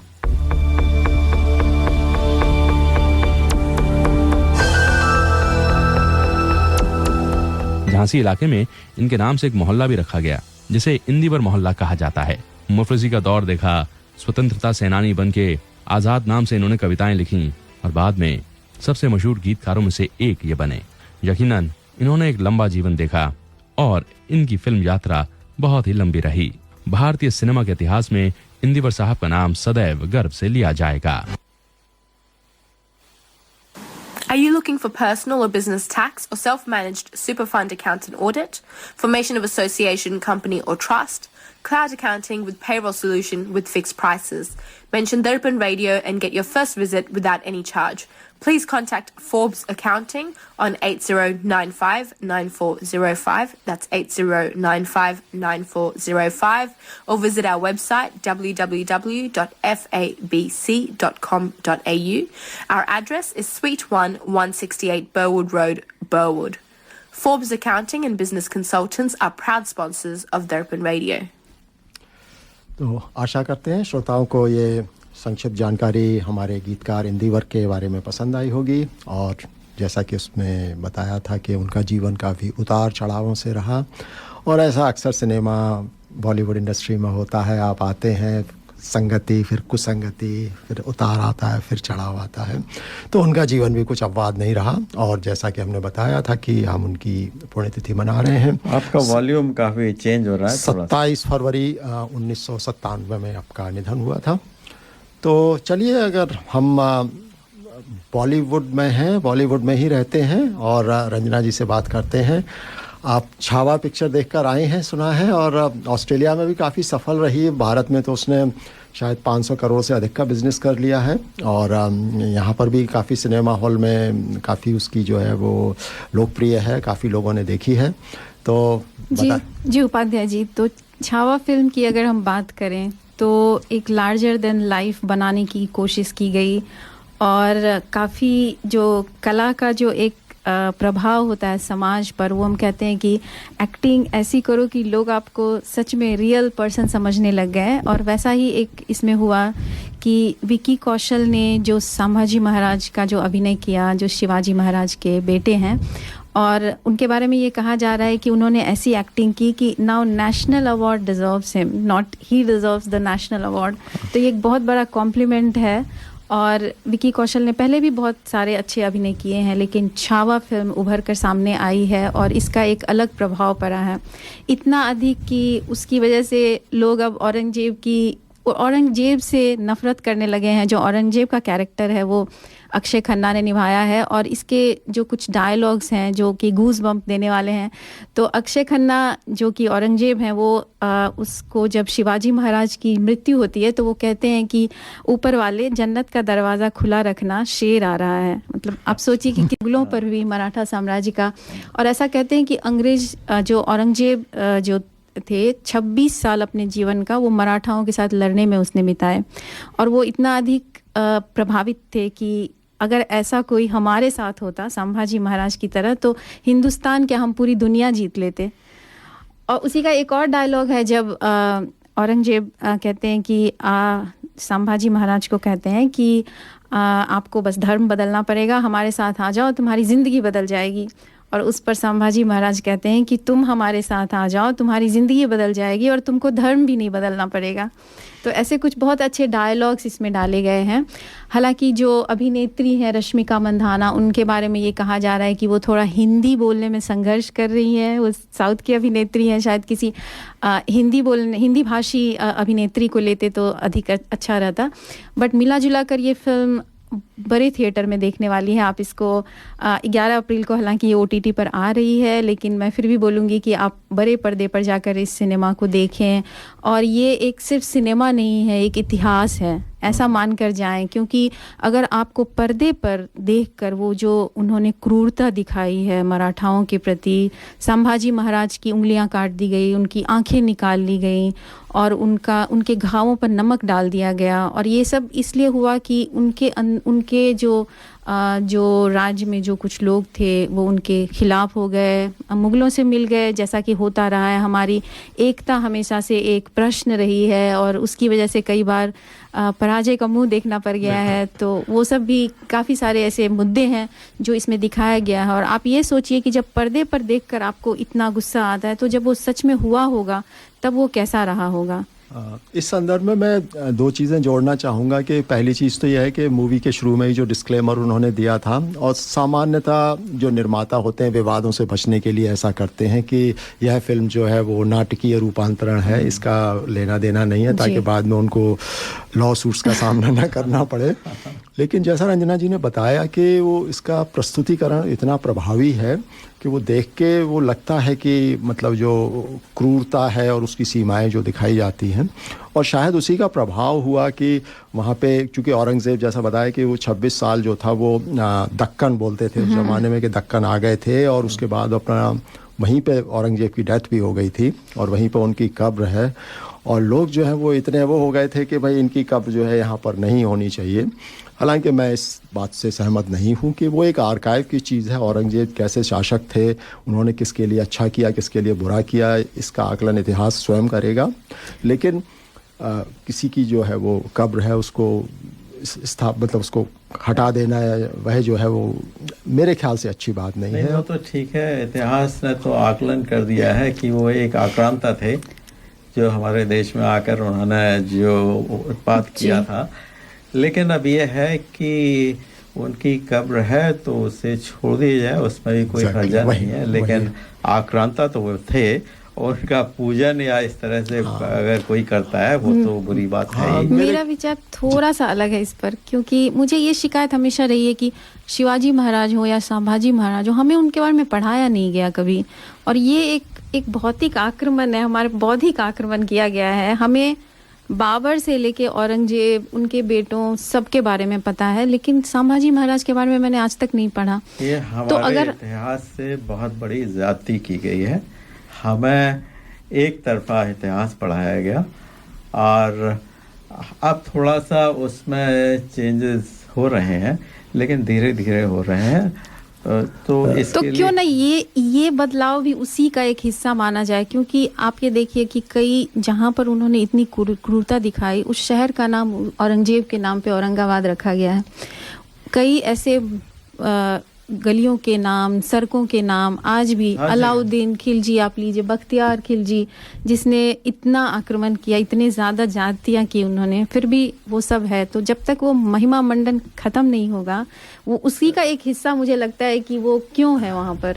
आप मैं सिर्फ ये कहना चाहूँगा कि हमें अभी आपने जैसे फरमाया कि इतिहास मैं यहाँ के जो देशभक्त थे उनके बारे में नहीं बताया, एक्चुअली जो वो लोग थे जिनके बारे में बताया वो भी गलत बताया। लेकिन वो भी ये नहीं लिख पाए, वो भी ये लिखते हैं कि औरंगजेब एक बहुत ही क्रूर शासक था, जहाँ तक मुझे याद है। तो आप सोचिए उसकी क्रूरता।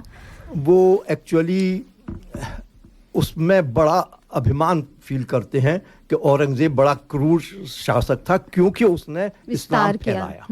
तो ये एक मेरे ख्याल से इस पे राजनीति काफ़ी की जा रही है, और आजकल जैसे टीवी वगैरह पे डिबेट्स वगैरह में देखता हूँ तो उसमें नॉर्मली यही कहा जाता है कि आप अपने आप को औरंगजेब से क्यों जोड़ के देखते हैं। उसका भाई दारा शिकोह था, उससे अब उसको अपना पूर्वज मान के क्यों नहीं गौरवान्वित होते हैं कि जिसने पूरा उपनिषदों का अर्थ जो है फारसी में किया था, इतना सब कुछ उसका कंट्रीब्यूशन था। और उसके प्रति भी औरंगजेब कितना क्रूर था। उसने उसका सर काट के उसको थाली में डाल के शाहजहां को भेजा था। तो यह जो है मेरे ख्याल से इसमें मेरे ख्याल से तो मुझे नहीं लगता सर कि उनकी कब्र होनी चाहिए, उनके नाम पर शहरों और गलियों के नाम होने चाहिए। ये इतिहास को सुधारने का एक मौका है हमारे पास। बिल्कुल, मैं इस बात से सहमत हूँ कि बख्तियारपुर क्यों होना चाहिए। लुटेरा था। हाँ, लुटेरा था। देखिए प्रदीप जी, काफ़ी शहरों के नाम जो हैं वो बदले गए हैं और मेरे ख्याल से यह प्रक्रिया आगे भी जारी रहेगी। और इस बात से मैं भी सहमत हूँ कि आपकी जो शहर हैं, जो किसी भी चाहे इमारत बनाते हैं हम या कुछ भी बनाते हैं, उसको हम स्मृति में जो नाम देते हैं वो ऐसा रखते हैं जिस पर हम गर्व महसूस करते हैं। तो हमको ऐसा ही शहरों के नाम होने चाहिए और इसी तरीके से होने चाहिए। और अगर यदि इसमें कुछ गलत है तो उस गलती में सुधार भी होना चाहिए। शुक्र है कि उन्होंने नदियों और पहाड़ों के नाम नहीं बदले, नहीं तो आज गंगा नदी भी रंजना जी लगता है काफ़ी नाराज हैं हमारे इतिहासकारों से। तो चलिए अब थोड़ा सा, क्योंकि सीबीएसई में मैं पढ़ी हूँ और मुझे बहुत ही आश्चर्य लगा कि मैं आज तक संभाजी महाराज के बारे में नहीं जान पाई। इतने वीर योद्धा शिवाजी महाराज। सिर्फ संभाजी महाराज नहीं, बहुत सारे इतिहास के ऐसे वृतांत हैं जो हमसे छुपाए गए और हमें पता नहीं है। मैं कोशिश ये करता हूँ कि हर एपिसोड में कुछ इस तरह का छोटा सा इसके बारे में बताया जाए। तो चलिए रंजना जी, हम एक और हिंदी वर्ग का गाना सुना रहे हैं और आप उससे संबंधित बहुत सुंदर, उससे जुड़ा हुआ प्रसंग भी हमारे श्रोताओं को सुनाएंगी। जी हाँ, मैं बात कर रहा हूँ फिल्म प्रेम गीत के उस फेमस गज़ल की जो कि जगजीत जी ने गाई है और अक्सर हम सुनते रहते हैं, होठों से छू लो तुम मेरा गीत अमर कर दो। और यह अपने आप में एक सफल पिक्चर थी। राज बब्बर इसके जो थे मुख्य अभिनेता थे और इस पिक्चर के बाद उन्होंने अपने आप को स्थापित कर दिया था एक सफल हीरो के रूप में, क्योंकि उससे पहले इंसाफ का तराजू नाम की पिक्चर आई थी जिसमें वो विलेन थे और लोग उनसे काफ़ी नफरत करते थे। लेकिन राज बब्बर काफ़ी अच्छे एक्टर थे और उसके बाद उन्होंने बहुत अच्छी पिक्चरें दी हैं। तो चलिए उसी पिक्चर के गीत से, गज़ल से जुड़ा प्रसंग रंजना जी से सुनते हैं। तो इससे पहले कि हम वो गाना सुने, मैं आपको कुछ रोचक तथ्य बताना चाहती हूँ उस गाने के बारे में। इंदिवर जो थे वो जो हरिवंश राय बच्चन की कविताएं थे उससे वो काफ़ी प्रभावित थे, तो वो अक्सर उन कविताओं को बोला करते थे। तो एक कविता जो इंदिवर कहते हैं कि वो मेरे हृदय के बहुत करीब है और वो हमेशा बोलते थे। उस समय जिस समय इंदिवर अपना गीत लिखते थे और सुनाते थे, मुशायरों में जाते थे, उस समय उर्दू का काफ़ी बोलबाला था। तो हिंदी कविता को ले जाकर बोलना एक थोड़ा, वो कहते थे जब मैं जाता था तो मेरे लिए सबसे कम तालियां बजती थी, लेकिन जब मेरा ख़त्म होती थी जब मेरी कविता तो सबसे ज़्यादा तालियां बजती थी।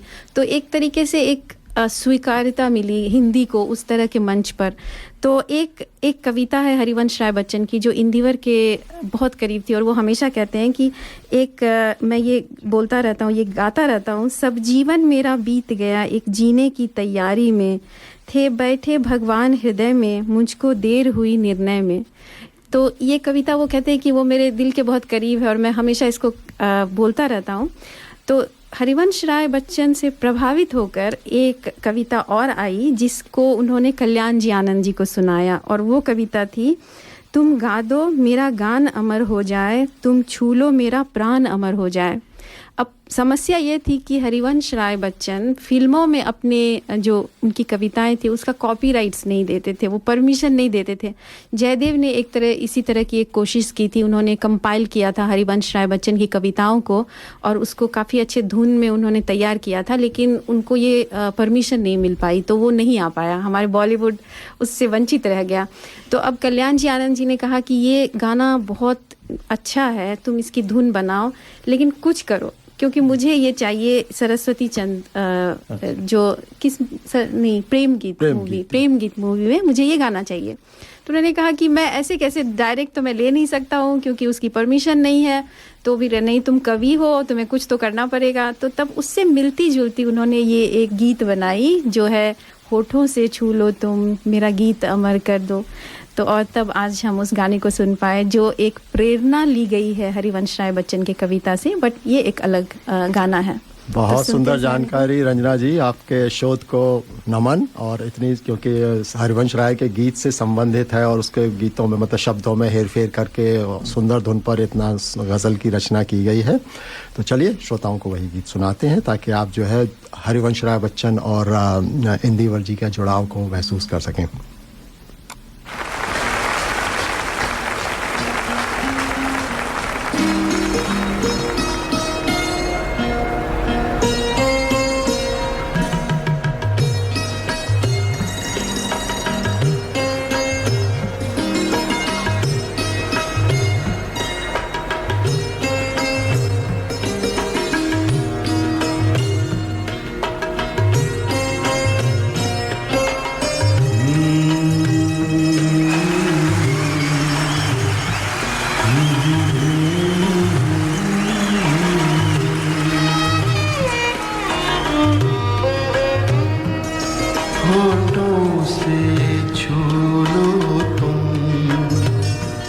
मेरा गीत अमर कर दो।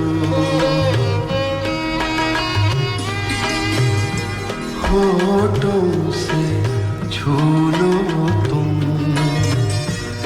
मेरा गीत अमर कर दो। बन जाओ मीत मेरी प्रीत अमर कर दो। होठों से छू लो तुम, मेरा गीत अमर कर दो।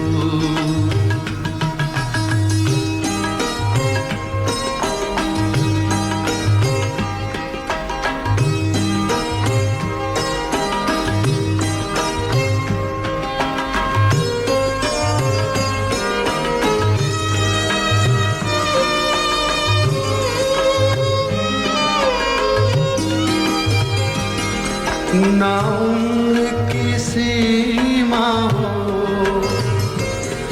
ना जन्म का हो बंधन।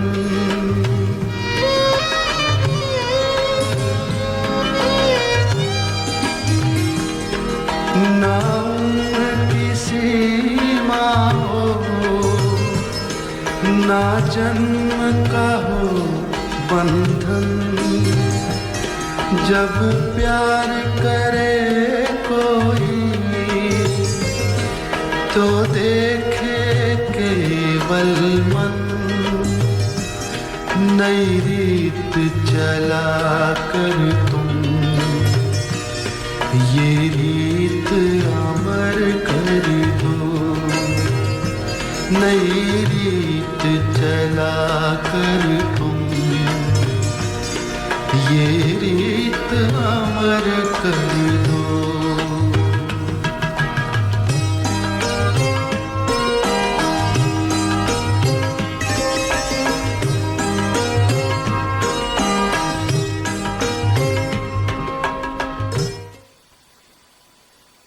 करी मास्टर ने कंप्लीट करी मिक्स बनाया, फिर उसको घर घर में देखो पहुंचाया। घंटों की कुकिंग को मिनटों में कर दिखाया। वाह वाह वाह बढ़िया खाना बन के आया। करी मास्टर ने जादू चलाया। करी मास्टर ने कंप्लीट करी मिक्स बनाया। Curry Masters Complete Curry Mix available at all leading spice shops. ये था हमारे स्पॉन्सर करी मास्टर का संदेश। तो गज़लों से आगे बढ़ते हैं और गज़लों की बात आती है तो अलीगढ़ मुस्लिम विश्वविद्यालय की भी बात होती है। वहाँ पे हम लोग मुशायरे सुना करते थे और प्रोफेसर साहब उन चीज़ों से अनभिज्ञ नहीं होंगे। आपने भी नीरज जो हैं आपके गुरु रहे हैं, ये बात तो हमें भी नहीं पता थी और ये किसी भी विद्यार्थी के लिए गौरव की बात हो सकती है।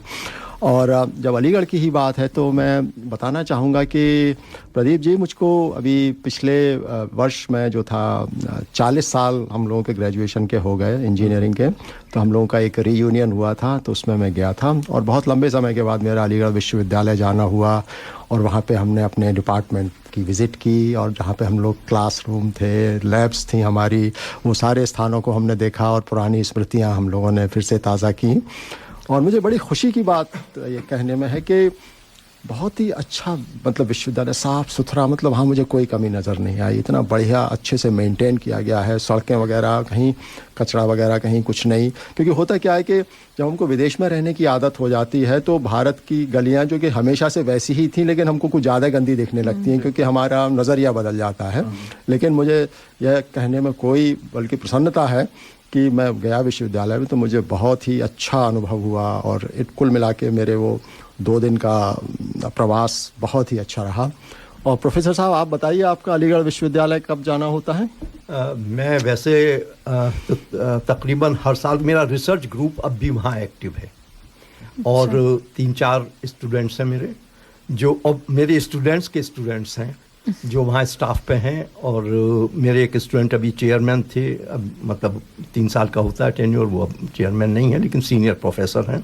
तो हम लोगों का रिसर्च ग्रुप है और मेरी हमेशा ये कोशिश रहती है कि जब मौका लगे अलीगढ़ चले जाओ, और मैं कुछ एक्सपेरिमेंट्स में भी हिस्सा लेता हूँ अगर पॉसिबल होता है। और हम लोग क्योंकि एक्सपेरिमेंटल फिजिक्स किया करते हैं, एक्सपेरिमेंटल न्यूक्लियर फिजिक्स करते हैं, तो हमें एक्सेलरेटर्स वगैरह की बीम टाइम की ज़रूरत होती है। तो अलीगढ़ का मेरा जो यादें हैं वो बहुत खूबसूरत है, और तकरीबन मैंने 46 साल टीचिंग की, और उस 46 साल में मेरा कोई वाद विवाद स्टूडेंट्स से नहीं हुआ। अलीगढ़ के स्टूडेंट्स की मैं हमेशा तारीफ़ करता हूँ। असल में ख़ास बात यह है कि अलीगढ़ के स्टूडेंट को अगर आपकी काबिलियत पे यकीन है तो फिर वो आपकी इज्जत करता है। तो ऐसा है प्रोफेसर साहब, ये स्टूडेंट्स की तारीफ नहीं है, आपकी तारीफ है कि आपकी वजह से स्टूडेंट्स नहीं किया। मैं इस वजह से कह रहा हूँ कि अलीगढ़ बहुत बदनाम है अपने कम्युनल, और शायद सही भी होगा, लेकिन स्टूडेंट्स, जहाँ तक टीचिंग और टीचर और स्टूडेंट का सवाल है, स्टूडेंट्स आर वेरी रिस्पेक्टेड। और वहाँ मेरा देखिए, मैंने बताया कि नीरज जी ने मुझे पढ़ाया था, और शहरयार मेरे कुलीग थे जिन्होंने, शहरयार का नाम आपने सुना होगा, उन्हें बहुत अवार्ड भी मिले हैं, वो गज़लें वगैरह लिखते थे, और उमराव जान की गज़लें सब उनकी। तो मैं भी कुछ लिखा करता था, तो अक्सर उनसे बैठ के वो अपनी सुनाते थे, हम अपनी सुनाते थे। वो कहे, अबे माथुर जी, इसमें तूने ये मोहब्बत की तो बात ही नहीं हुई। तो फिर उनके कहने पे एक आध मोहब्बत का मिसरा अपनी गज़ल में रखना पड़ता था। कभी मौका होगा तो वो भी बताएंगे। तो अगर आप सब लोगों की इजाज़त हो तो मैं एक हवा के झोंके की तरह आप लोगों को हिंदुस्तान घुमा लाऊं और अलीगढ़ घुमा लाऊं, अगर आप कहें एक छोटी सी गज़ल के फॉर्म में। तो ज़रा तवज्जो दें कि देखिए, ये एक टिपिकल दृश्य है जो किसी भी ऐसे हिंदुस्तान के शहर का है जहां मुस्लिम और हिंदू पॉपुलेशन बराबर सी हो जा उसके।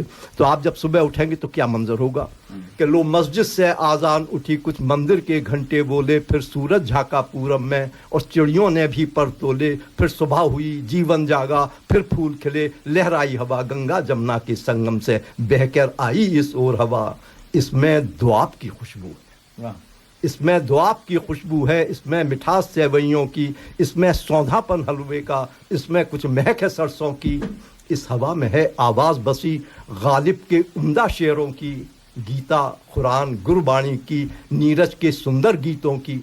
मैं जब भी नीरज का नाम आता है मैं रुकता हूँ, क्योंकि मेरे उस्ताद भी थे, और जब भी नीरज की बात होती है तो मुझे उनका एक रुबाई याद आती है कि बादलों से सलाम लेता हूँ, वक्त के हाथ थाम लेता हूँ, मौत रुक जाती है कुछ लम्हों के लिए, जब मैं हाथों में जाम लेता हूँ। तो इस हवा में है आवाज़ बसी गालिब के उम्दा शेरों की, गीता कुरान गुरबाणी की, नीरज के सुंदर गीतों की, और ये काका के हंसगुल्ले हैं जो हंसना हमें सिखाते हैं, छोटी छोटी सी लड़ियों में जाने क्या क्या कह जाते हैं। काका साहब भी हमसे 30 मील के करीब दूर हाथरस, एक अलीगढ़ डिस्ट्रिक्ट का एक तहसील थी, और उनसे भी बहुत हुआ, और वो लाइमलाइट में 75 के आसपास आए थे। उन्होंने एक मुक्तक पढ़ा था, बल्कि तुक तक कहिए उसे, कि वो कार मिली ससुराल से न्यू मॉडल डिसेंट, अब पहले दिन ही हो गया हैवी एक्सीडेंट, कार वापस कर आए, बदले में एक फर्स्ट क्लास गधा ले आए, पूछ पकड़ काका उस पर उल्टे बैठेंगे, आगे वो देखेगा पीछे हम देखेंगे।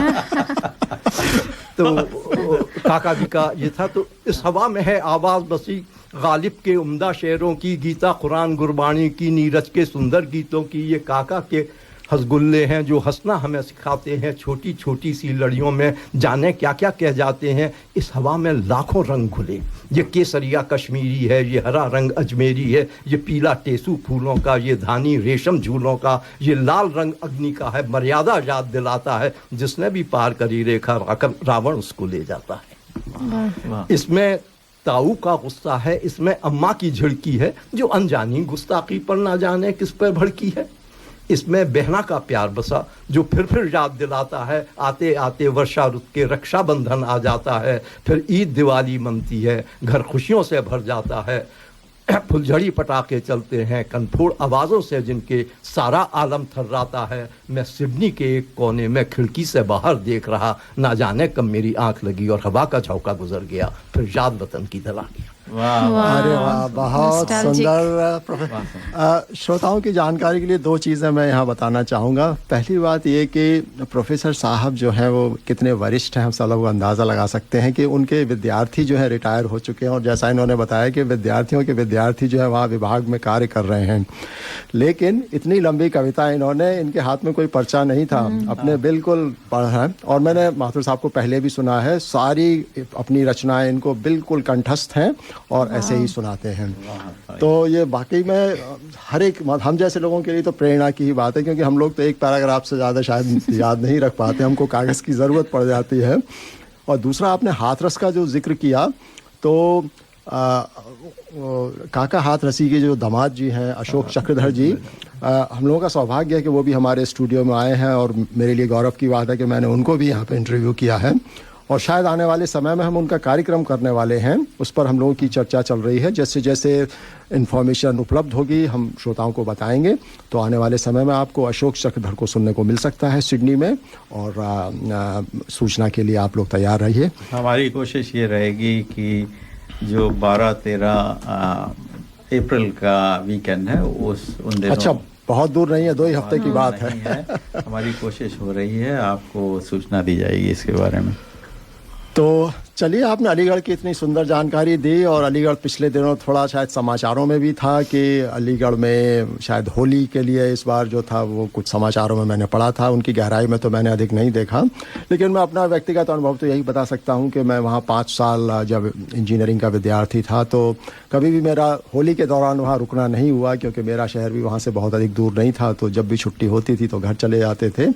लेकिन ऐसा प्रतीत होता है कि वहाँ शायद अब आधिकारिक रूप से होली मनाने के लिए कोई स्थान जो है आवंटित कर दिया गया है, कुछ ऐसा हुआ है? देखिए, ऐसा है कि जब अलीगढ़ यूनिवर्सिटी के बारे में कोई भी संदर्भ हो, चर्चा हो, तो उसमें ज़रा यूनिवर्सिटी की बैकग्राउंड को ज़रूर देखना चाहिए। देखिए, यूनिवर्सिटी की स्थापना सर सैयद अहमद खान ने की थी, और मैं समझता हूँ कि वो एक बहुत बड़े रेवोल्यूशनरी इस सेंस में थे कि उस ज़माने में 1850 के आसपास उन्होंने ये सोचा कि मुस्लिम्स को दीनी एजुकेशन के अलावा मॉडर्न एजुकेशन, साइंस और इंग्लिश बेस्ड एजुकेशन की भी ज़रूरत है। और उन्होंने इस इरादे से एक इदारा, पहले MAO कॉलेज बनाया, वो फिर यूनिवर्सिटी में कन्वर्ट हुआ। तो ये वाकई एक रेवोल्यूशनरी वो था। लेकिन उसके संग संग सर सैयद अहमद खान इसके लिए भी बहुत मशहूर हैं कि उन्होंने अपने 2 लेक्चर्स, एक 1876 में एक लेक्चर दिया बनारस में और एक दिया मेरठ में, जिसमें 2 नेशन थ्योरी की पहली दफ़े बात की, और उसमें बाकायदा ये कहा कि हिंदू और मुसलमान 2 अलग कौमें हैं जो संग संग नहीं रह सकती। अच्छा, अब इस संदर्भ में आप अलीगढ़ यूनिवर्सिटी को देखें। मैं तो नहीं, लेकिन मुझसे पहली वाली जनरेशन जो वहाँ फैकल्टी थी, वो बाकायदा मुस्लिम लीग की, जो कि बेसिकली पार्टीशन के लिए पार्टी थी, उसके कन्वेंसिंग के लिए अलीगढ़ से बाहर अपने खर्चे पे जाया करते थे। अच्छा, तो वहाँ उस माहौल में, वो माहौल वहाँ डेवलप हुआ, पार्टीशन का माहौल।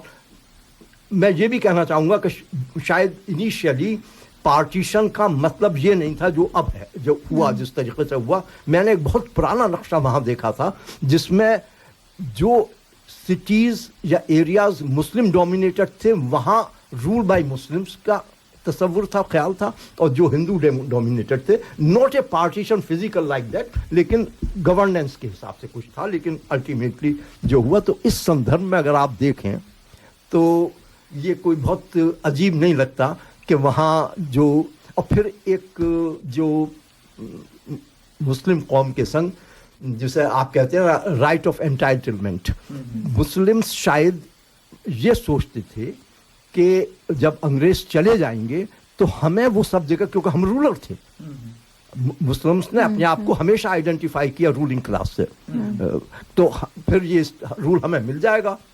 तो वो एक जो एंटाइटलमेंट का, ये जो आजकल भी आप झगड़े देख रहे हैं, वो वही एंटाइटलमेंट की एक बैकड्रॉप है कि भाई वो औरंगजेब की वो रहना चाहिए। तो उस संदर्भ में आप अलीगढ़ को देख रहे तो मैं कहूँगा ये एक बहुत ही सुंदर मूव है कि थोड़ी जद्दोजहद के बाद बाकायदा एक जगह डेजिग्नेट की गई वहाँ, और वहाँ बाकायदा होली बहुत जोरों से हुई। पहले हम लोग होली खेलते जब हम स्टूडेंट थे तो डिपार्टमेंट में हिंदू मुस्लिम लड़के मिल के खेलते थे छोटे स्केल पे। जिस दिन छुट्टी होती थी, लास्ट डे होता था छुट्टी से पहले, वो गुलाल लगा के एक दूसरे के कुछ खा पी लेते थे और वो घर से हिंदू लोग अपने ले जाते थे, गुजे वो खा लेते थे। That was all. लेकिन अब का एक बड़े स्केल पे वहाँ वही है। ऐसा है प्रोफेसर साहब कि अगर साथ साथ रहना ही है तो प्रेम से रहा जाए तो वो ज़्यादा अच्छा है, और दोनों साइड को थोड़ा कंप्रोमाइज़ करने की ज़रूरत है। तो कंप्रोमाइज़ करके साथ साथ सौहार्द वातावरण में रहा जाए तो ज़्यादा अच्छा है। बिल्कुल सही बात है। हमें गंगा जमनी तहजीब को धरा पे उतारना चाहिए। मतलब सिर्फ it should not be A slogan, और ये नहीं कि बस एक भाई रहे और एक चारा हो जाए। ये भाईचारा, ये सोच दोनों तरफ से होनी चाहिए, दोनों तरफ से, और ईमानदारी का प्रयास होना चाहिए। और मेरे ख्याल से कार्यक्रम में हमारे श्रोताओं ने बहुत सारे कमेंट्स किए हैं, और कई बार मैंने देखा है कि हम जो है समय के अभाव में वो उनके साथ अन्याय करते हैं। तो यदि प्रदीप जी अनुमति दे तो कुछ मैं कमेंट्स जो हैं वो लोगों के पढ़ दूं जो किए हैं। तो शुरू में जो हम लोगों ने वो जो कॉन्शियसनेस और उसका वो जो रिलेशनशिप की जो काफ़ी हैवी डिस्कशन हुआ था, तो उस पर हमारे चेतन शाह जी ने लिखा है कि interesting to know about interconnectedness of Brahman and cosmic web. और Saugat Eid is another initiative by NaMo to distribute gifts to Muslim community on occasion of Eid in addition to urgent aid to Myanmar. उसके अलावा बाद राजीव निगम जी लिखते हैं कि it is really nice to hear professor Mathur outstanding in physics in the world. It's nice Darpan invited such a great person. Amita ji लिखती हैं please see dissolution of mind by Swami Sarvapriyananda. He talks about consciousness and seen in seen. हमारा consciousness वाला discussion लोगों ने काफ़ी पसंद किया लगता है। हमारे राजेश पांडे जी बोलते हैं very good information. Yatindra ji बोलते हैं very privilege to have doctor Mathur in our studio. Rajiv Nigam ji कहते हैं सच ए गुड इन्फॉर्मेशन ऑन गोइंग। हमारे मृणाल शर्मा जी ने लिखा है हम लोग डुअल स्टार की जो बात कर रहे थे, अरुंधति वशिष्ठ जो है उस सितारे के युग का नाम है बाइनरी स्टार। इसका वर्णन महाभारत में भी है। राजीव श्रीवास्तव जी लिखते हैं नाइस इन्फॉर्मेशन। मोहिनी जी लिखती हैं today's programme is the best and we should have more discussion about it. Thanks to the host group from Darpan Radio. We need to know more in details about Brahma. Poonam ji likhti hain, good discussion on Chhawa. It is pity that Indians remember Mughals, but those heroes don't get deserved attention. At least this has awakened young generation to be proud of our history. Yateen Gupta ji likhte hain, सवाल महिमा मंडन का है। अजय गुप्ता जी लिखते हैं excellent programme discussion professor Mathur is a legend. हमारी doctor Shailaja Chaturvedi ji लिखती हैं माननीय प्रोफेसर माथुर की उपलब्धियों को प्रशंसनीय व अनुकरणीय है, जो कि उनकी विनम्रता से भारत का आदर्श रूप दर्शाता है। धन्यवाद उनको आमंत्रित करने के लिए। शैलजा जी फिर कंटिन्यू करती हैं मेरा गीत अमर कर दो एक अमर गीत है, जरा दूसरा भी सुना दीजिए, बड़े अरमान से रखा है बलम तेरी कसम। शैलजा जी प्रयास करेंगे, समय का हमारे पास बहुत अभाव है, तो देखते हैं यदि संभव हुआ तो सुनाएंगे। चेतन शाह जी लिखते हैं our kids and grand kids too are not privileged to learn about Vedanta philosophy and modern cosmology. This would develop their interest in physics. How can we inculcate the interest in them. Poonam ji लिखती हैं enjoying the कविता पाठ, बहुत सुंदर। फिर शैलजा जी ने लिखा है BHU व AMU के मधुर संबंध की आशा। नीरज जी की तर्ज पर कवि माथुर जी की हार्दिक अभिव्यक्ति के माध्यम से अभिनंदनीय है। तो हमारे श्रोता लोग कार्यक्रम को काफ़ी पसंद कर रहे हैं। इन संदेशों से तो यही जाहिर होता है। और हम एक और सेगमेंट लेके आए हैं आज के कार्यक्रम के लिए, और हमारे स्टूडियो में सरिता जी आज नहीं हैं, अपने कार्य से शायद वो शहर में नहीं है, अन्यथा वो भी स्टूडियो में होती और एक नई डायमेंशन हम लोगों के डिस्कशन को मिलती। लेकिन उन्होंने अपनी रिकॉर्डिंग ज़रूर भेजी है, और उसका हम रामायण के बारे में उन्होंने लिखा है, तो रामायण पर उनका रेगुलर सेगमेंट जो आता है वो हम श्रोताओं को सुनवाते हैं।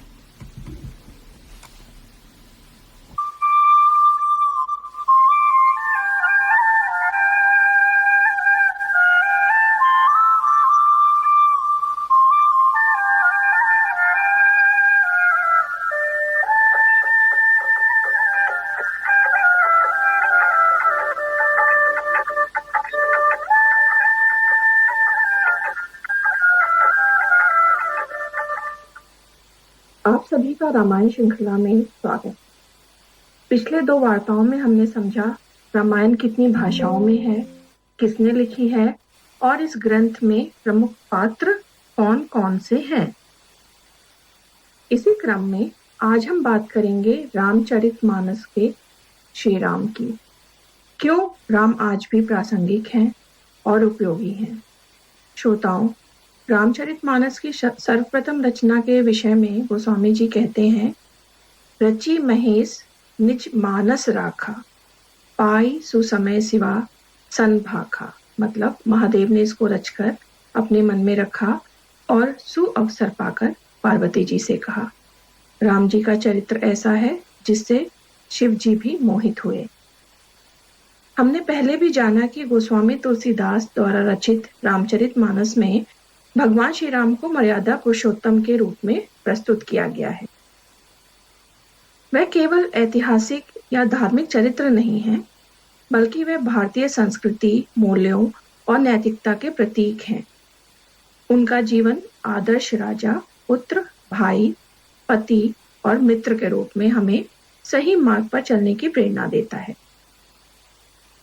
अब आज हम बात करेंगे कि आज के संदर्भ में श्री राम के चरित्र को जानने की क्या उपयोगिता है।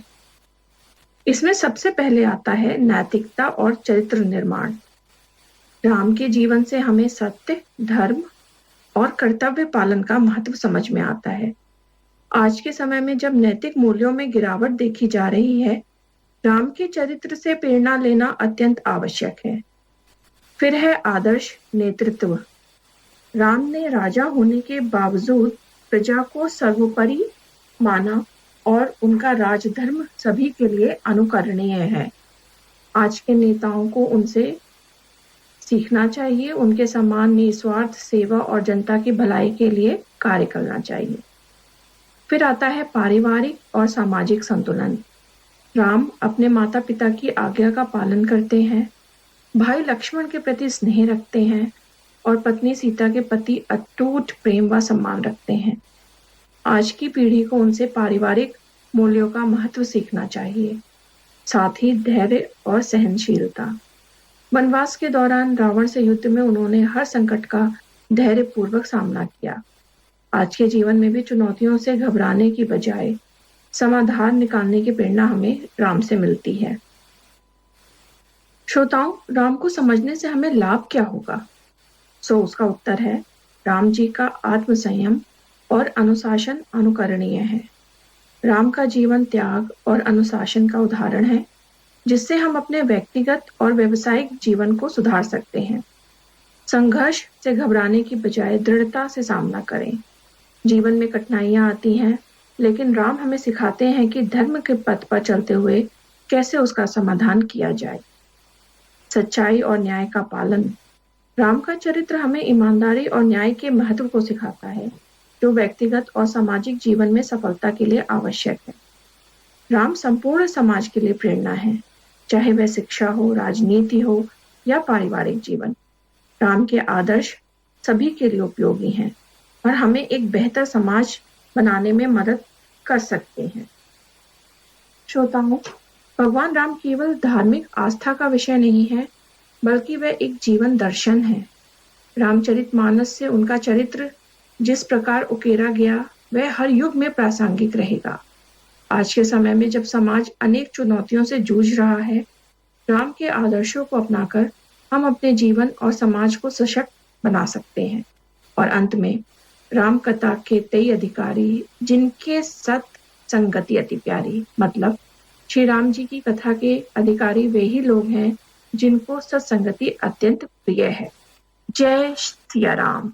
करी मास्टर ने कंप्लीट करी मिक्स बनाया, फिर उसको घर घर में देखो पहुंचाया। घंटों की कुकिंग को मिनटों में कर दिखाया। वाह वाह वाह बढ़िया खाना बन के आया। करी मास्टर ने जादू चलाया। करी मास्टर ने कंप्लीट करी मिक्स बनाया। Curry Masters Complete Curry Mix available at all leading spice shops. ये था हमारे स्पॉन्सर करी मास्टर का संदेश। तो आशा करते हैं रामायण पर हमारी प्रस्तुति आप लोगों को पसंद आई होगी, और इसमें उन्होंने राम जी के गुणों की चर्चा की है। और जो मुझे सबसे अधिक गुण प्रभावित करते हैं, मैंने रामायण जब देखी तो उसमें जब राम सीता का विवाह होता है तो सीता को सर्वप्रथम जो है वो वचन देते हैं, क्योंकि उस समय शायद बहुपत्नी प्रथा हुआ करती थी, तो उन्होंने वचन दिया था कि राम के जीवन में सीता के अलावा कोई नहीं रहेगी। तो यह अपने आप में एक नैतिक उत्थान को दिखाता है। और सीता जी की तरफ से ही ऐसा रेसिप्रोकेशन भी था कि वो एक प्रसंग आता है जब केवट के साथ जब वो नदी पार करते हैं, तो राम तो चूँकि वनवास पर थे, उनके पास जो था वो देने के लिए पैसे जो भी देना होता है वो कुछ भी नहीं था। तो राम जो थे थोड़ी ग्लानि अनुभव कर रहे थे, और पत्नी ने अपने पति के मनोभाव को पहचाना और उन्होंने फिर अपनी अंगूठी जो है वो राम को दी कि ये इसको दे सकते हैं।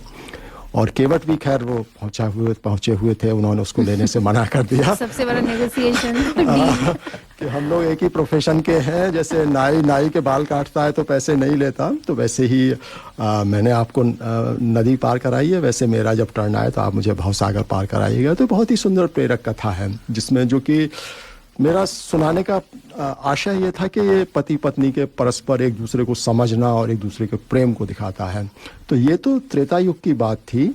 और अब हम जब समाचार पढ़ते हैं तो कुछ समाचारों की क्लिपिंग्स जब हम देखते हैं कि पत्नी ने पति को सीमेंट के ड्रम में बंद कर दिया, एक लड़की की शादी हुई और मुंह दिखाई में जो उसको 1 लाख रुपए मिले थे उससे उसने सुपारी देकर अपने पति को मरवाने के लिए पे कर दिया, और ताकि बाद में अपने शादी से पहले के प्रेमी से शादी कर सके। ये घटनाएं कोई पुरानी नहीं है, ये इसी महीने की घटनाएं बता रहा हूँ जो पिछले हफ्ते मैंने समाचारों में और आप सबने भी पढ़ी होंगी। तो सवाल ये उठता है कि ये कहाँ आ गए, हम यूं ही साथ साथ चलते। रंजना जी, आप हमारे स्टूडियो में महिला हैं, तो आप बताइए क्या प्रतिक्रिया आपको ये कि इतना पतन जो है इस तरीके का, इसका क्या कारण आपको लगता है?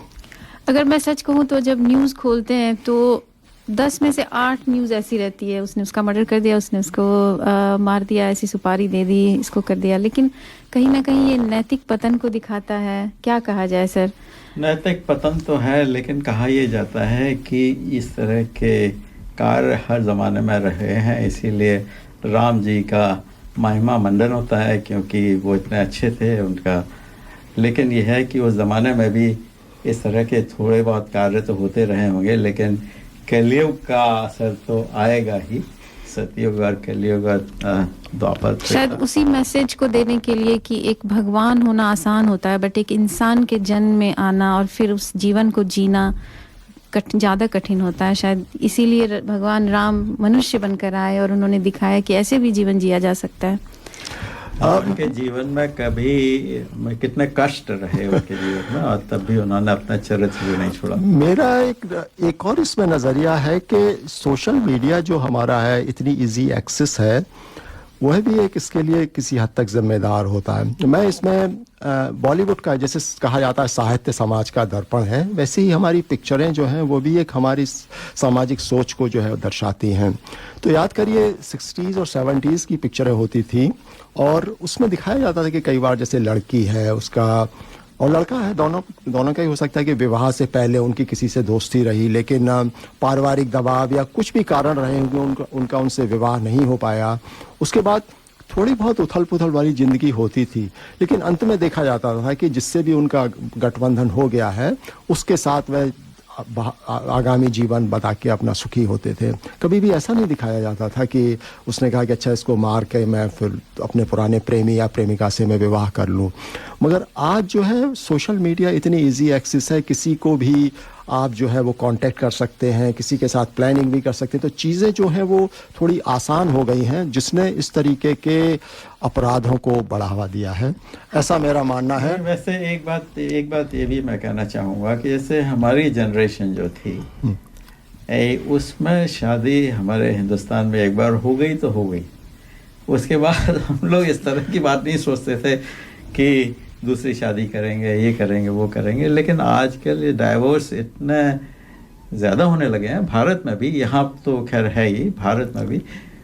तो ये कुछ अच्छा चलन तो नहीं है, लेकिन हम लोग इसके बारे में कुछ ज़्यादा कर नहीं सकते हैं। हालांकि भारत में अभी भी सबसे कम है ये डिवोर्स रेट, पर इसके बहुत सारे पहलू हैं, हम ऐसे जजमेंटल नहीं हो सकते। कई बार रिश्तों में ऐसे घुटन होती है कि लोग कहते हैं कि शायद वही एक रास्ता बचा था, लेकिन हाँ वो लास्ट रिसोर्ट होना चाहिए, ऐसा मैं मानती हूँ। और माथुर साहब आप कुछ कह रहे थे? हाँ, नहीं, मैं तो ये जो सब किस्से सुन के बड़ी गिलानी होती है और ये लगता है कि ये एक हविस का बाजार है, कोई प्रेम व्रेम नहीं है। और जो शायर कवि होता है उसके दिमाग में कुछ ख्यालात आते हैं, तो कुछ मेरे जहन में भी आया कि कैसा दुनिया होनी चाहिए। मैं आप लोगों को एक गज़ल जो अभी नई है मेरी, उसके माध्यम से एक ऐसे जहां मैं ले जाना चाहता हूं, अगर आप सबकी इजाज़त हो, कि जो मेरे इमेजिनेशन का। आओ चले ऐसी जगह जहाँ हम हो तुम और बहार हो, आओ चले ऐसी जगह जहाँ हम हो तुम और बहार हो, जहाँ मुंतज़र हो सब तेरा ही इंतजार हो, आओ चलें, आप बाबा कर सकते हैं, ऐसी जगह जहाँ हम हो तुम और बहार, ऐसी जगह चलिए जहाँ ना हो जिस्म जरिया प्यार का, ऐसी जगह चलिए जहाँ ना हो जिस्म जरिया प्यार का, जहाँ रूह से रूह की बात हो, मसला न हो इजहार का, जहाँ रूह से रूह की बात हो, मसला न हो इजहार का, जहाँ नफरतों का चलन ना हो, जहाँ नफरतों का चलन ना हो, जहाँ इश्क हो जहाँ प्यार हो, आओ चलें। क्या बात है, बहुत सुंदर। ऐसी जगह चलिए जहाँ ना हो रूह पर पाबंदियाँ, ऐसी जगह चलिए जहाँ ना हो रूह पर पाबंदियाँ,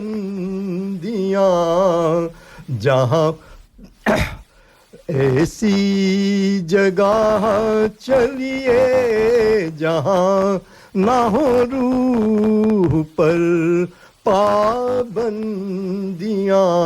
जहाँ की हवा आजाद हो, ना हो मज़हबों की बेड़ियाँ, जहाँ फूल खिलते हों प्यार के, जहाँ हर कली पे निखार हो, आओ चलें ऐसी जगह चलिए जहाँ सूरज बिखेरे चांदनी, ऐसी जगह चलिए जहां सूरज बिखेरे चांदनी, जहां आदमी इंसान हो, इंसान हो हर आदमी, जहां आदमी इंसान हो, इंसान हो हर आदमी, जहाँ चोट गर गुल से लगे, जहाँ चोट गर गुल से लगे, कांटा दुलारे प्यार से, आओ चले ऐसी जगह जहाँ हम हो तुम और बहार हो, ऐसी जगह चलिए जहाँ वादे निभाने की रीत हो। जैसा अभी आप कह रहे थे ना, वादा हो जाता है तो वो निभाना है फिर।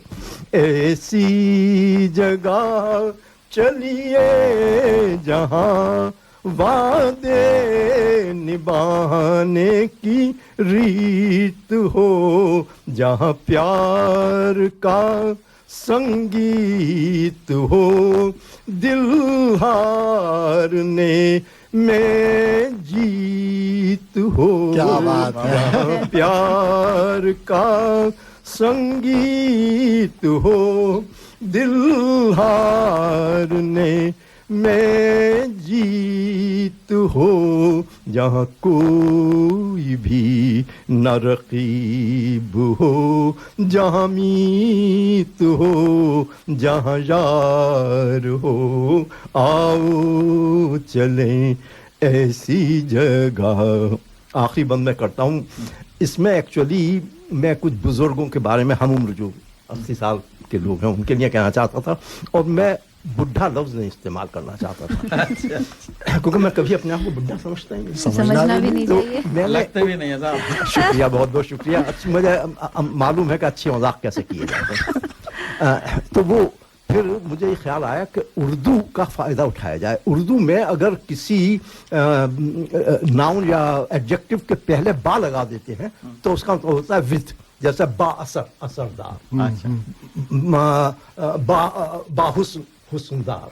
तो मैंने बा उम्र लफ्ज इस्तेमाल किया, बुढ़ा नहीं कहा, बा उम्र, जिसके पास उम्र है। अच्छा, तो सुनिएगा कि ऐसी जगह चलिए जहां बाउम्र होना ना जुर्म हो, ऐसी जगह चलिए जहां बाउम्र होना ना जुर्म हो, जहां झुर्रियों पर नाज हो, पर इश्क करना फर्ज हो, जहाँ झुर्रियों पर नाज हो, पर इश्क करना फर्ज हो, जहाँ प्यार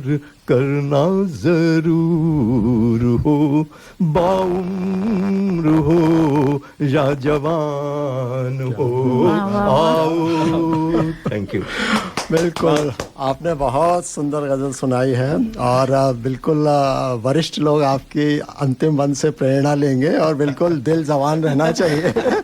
as is just a number. बिल्कुल सही बात कही आपने। रमेश जोशी जी ने एक क्वेश्चन किया है, उन्होंने वो लिखते हैं कि मैं उसको हिंदी में बोलूँगी सर, कि यहाँ पर स्टूडियो में आपके स्टूडेंट्स नहीं हैं और आपने लेक्चर हमेशा स्टूडेंट्स के सामने दिया है, तो ये कैसा फीलिंग है? मैं आपको बता दूं रमेश जी, हम सब इनके स्टूडेंट बने हुए हैं यहाँ पर और हम तालियां बजा रहे हैं और हमें इतना अच्छा लग रहा है इनको यहाँ पर देखकर, तो इनको बिल्कुल अलग फीलिंग नहीं होगी। I am sure he is enjoying. Ramesh ji, आपका सवाल बड़ा मौजू है, बड़ा सही है, और एक टीचर के लिए क्लासरूम से बढ़िया कोई जगह नहीं है। मुझे ख्याल है कि 2006 में जब मैं रिटायर हुआ था उसके फ़ौरन बाद मेरा एक बहुत बड़ा एक्सीडेंट हो गया और मेरे सिवाय सिर को छोड़ के बॉडी के हर पार्ट में तोड़ फोड़ थी और मेरे कुछ रिटायरमेंट से पहले के कमिटमेंट थे लेक्चर सीरीज़ के। तो मुझसे पूछा, ख़ासतौर से एक NCERT में एक लेक्चर सीरीज़ होनी थी जो इंटरनेशनल कॉन्फ्रेंस थी उसमें। तो जब उसके वहाँ के डायरेक्टर को मालूम हुआ कि मेरा एक्सीडेंट होगा, भाई वो आप लेक्चर में कहाँ लेक्चर देना ज़रूर आऊँगा। तो मैं वहाँ लेक्चर देने वॉकर से गया था और उन्होंने अपना लेक्चर रूम उनका ऊपर था उसे नीचे शिफ्ट कर दिया था और मेरी बीवी ने मेरे संग जाना शुरू कर दिया था उस एक्सीडेंट के बाद जहाँ कहीं भी, तो वो भी मेरे संग थी और वो ऐसे लेक्चर में बैठती थी जैसे बड़ी फिजिक्स समझ रही थी। तो वो भी बैठी हुई थी। खैर वो मैं उस पर स्टेज पर चढ़ा और वो पता नहीं कब मेरा वॉकर अलग रह गया और मैं बोर्ड पे अपना कहने लगा। लेक्चर हो गया, मैं लौट के आया तो वो मुझसे बोली तुम तो वैसे चल सकते हो, काहे को वॉकर लेके चल रहे हो, स्टेज पर तो यूं ही घूम रहे थे। तो ये एक झोंक होती है, एक तपिश होती है जो आप जब लेक्चर देने जाते हैं एक टीचर तो वो सब में अच्छा लगता है उससे। बहुत बहुत शुक्रिया। तो माथुर साहब, आपने एक किताबों का हमने जब आपका परिचय दिया था तो बताया था कि आपने 11 किताबें लिखी हैं, लेकिन जहाँ तक मेरी जानकारी है 10 किताबें आपने बहुत पहले लिख दी थी, लेकिन 11वीं किताब जो है आपने सेवानिवृत्ति के कई दशकों के बाद लिखी है और जो शायद मेडिकल इक्विपमेंट्स के बारे में है। तो वो चूँकि आपने पत्नी का जिक्र किया तो मुझे लगता है कि हाँ उसके बारे में हमारे श्रोताओं को कुछ बताइए कि वह किताब किस बारे में है और उसकी प्रेरणा आपको कैसे मिली। प्रदीप जी, मैं थोड़ा सा आपको करेक्ट कर दूं। 2014 के बाद से मैं लगातार किताबें लिख रहा हूँ। हर 2 साल 2.5 साल बाद मेरी एक किताब आती रही है।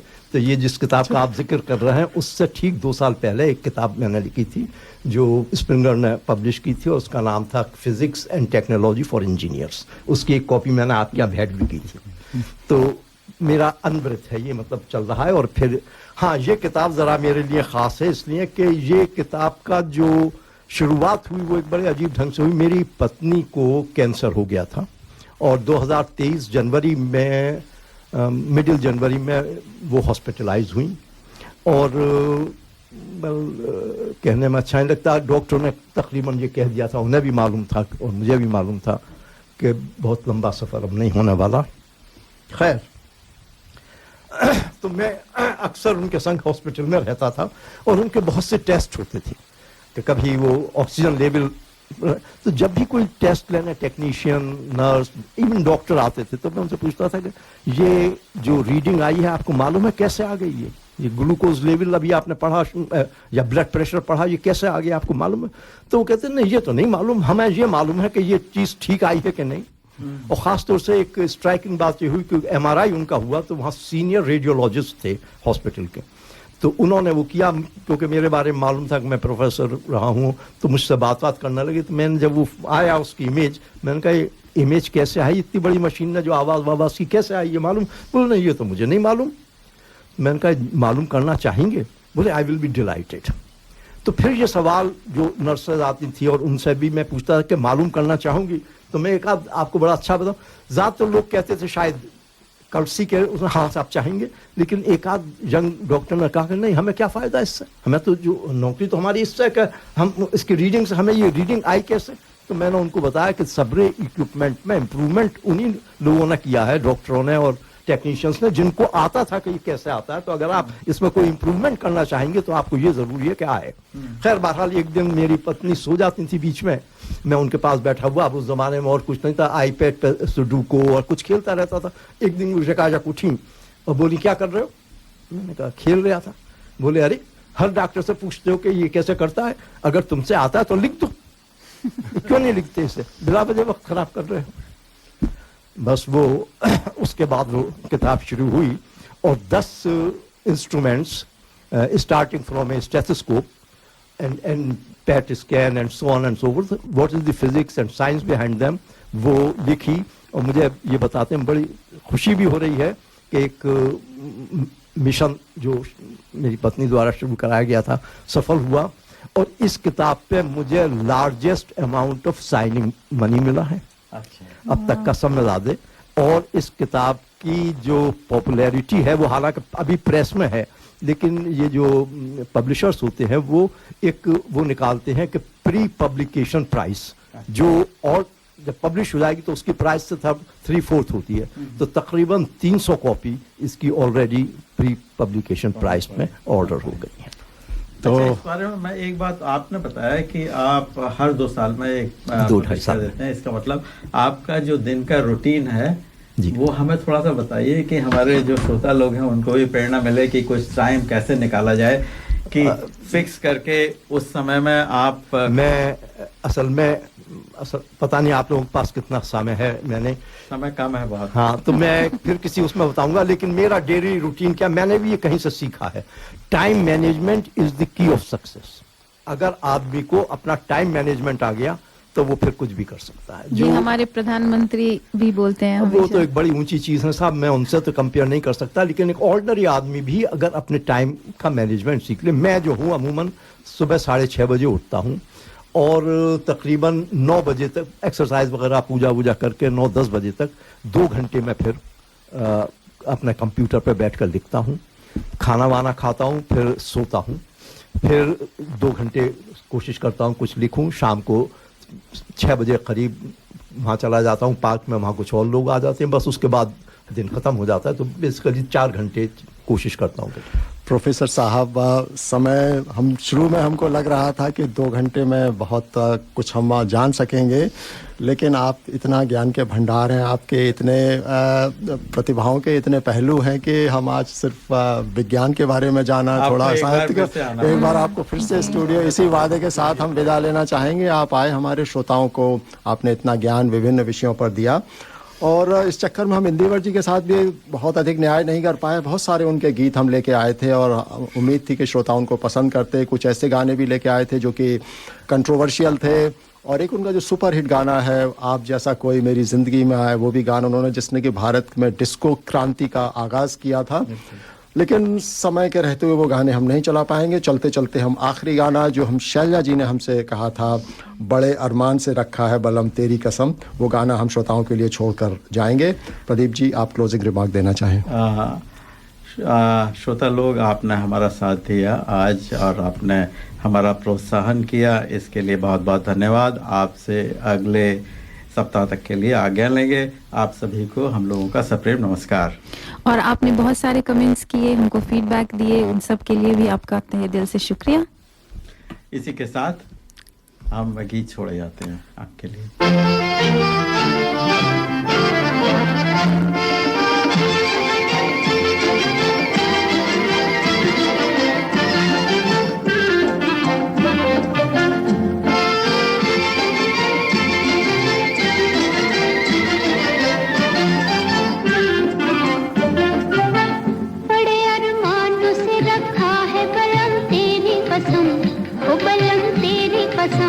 प्यार की दुनिया में ये पहला कदम हो, पहला कदम।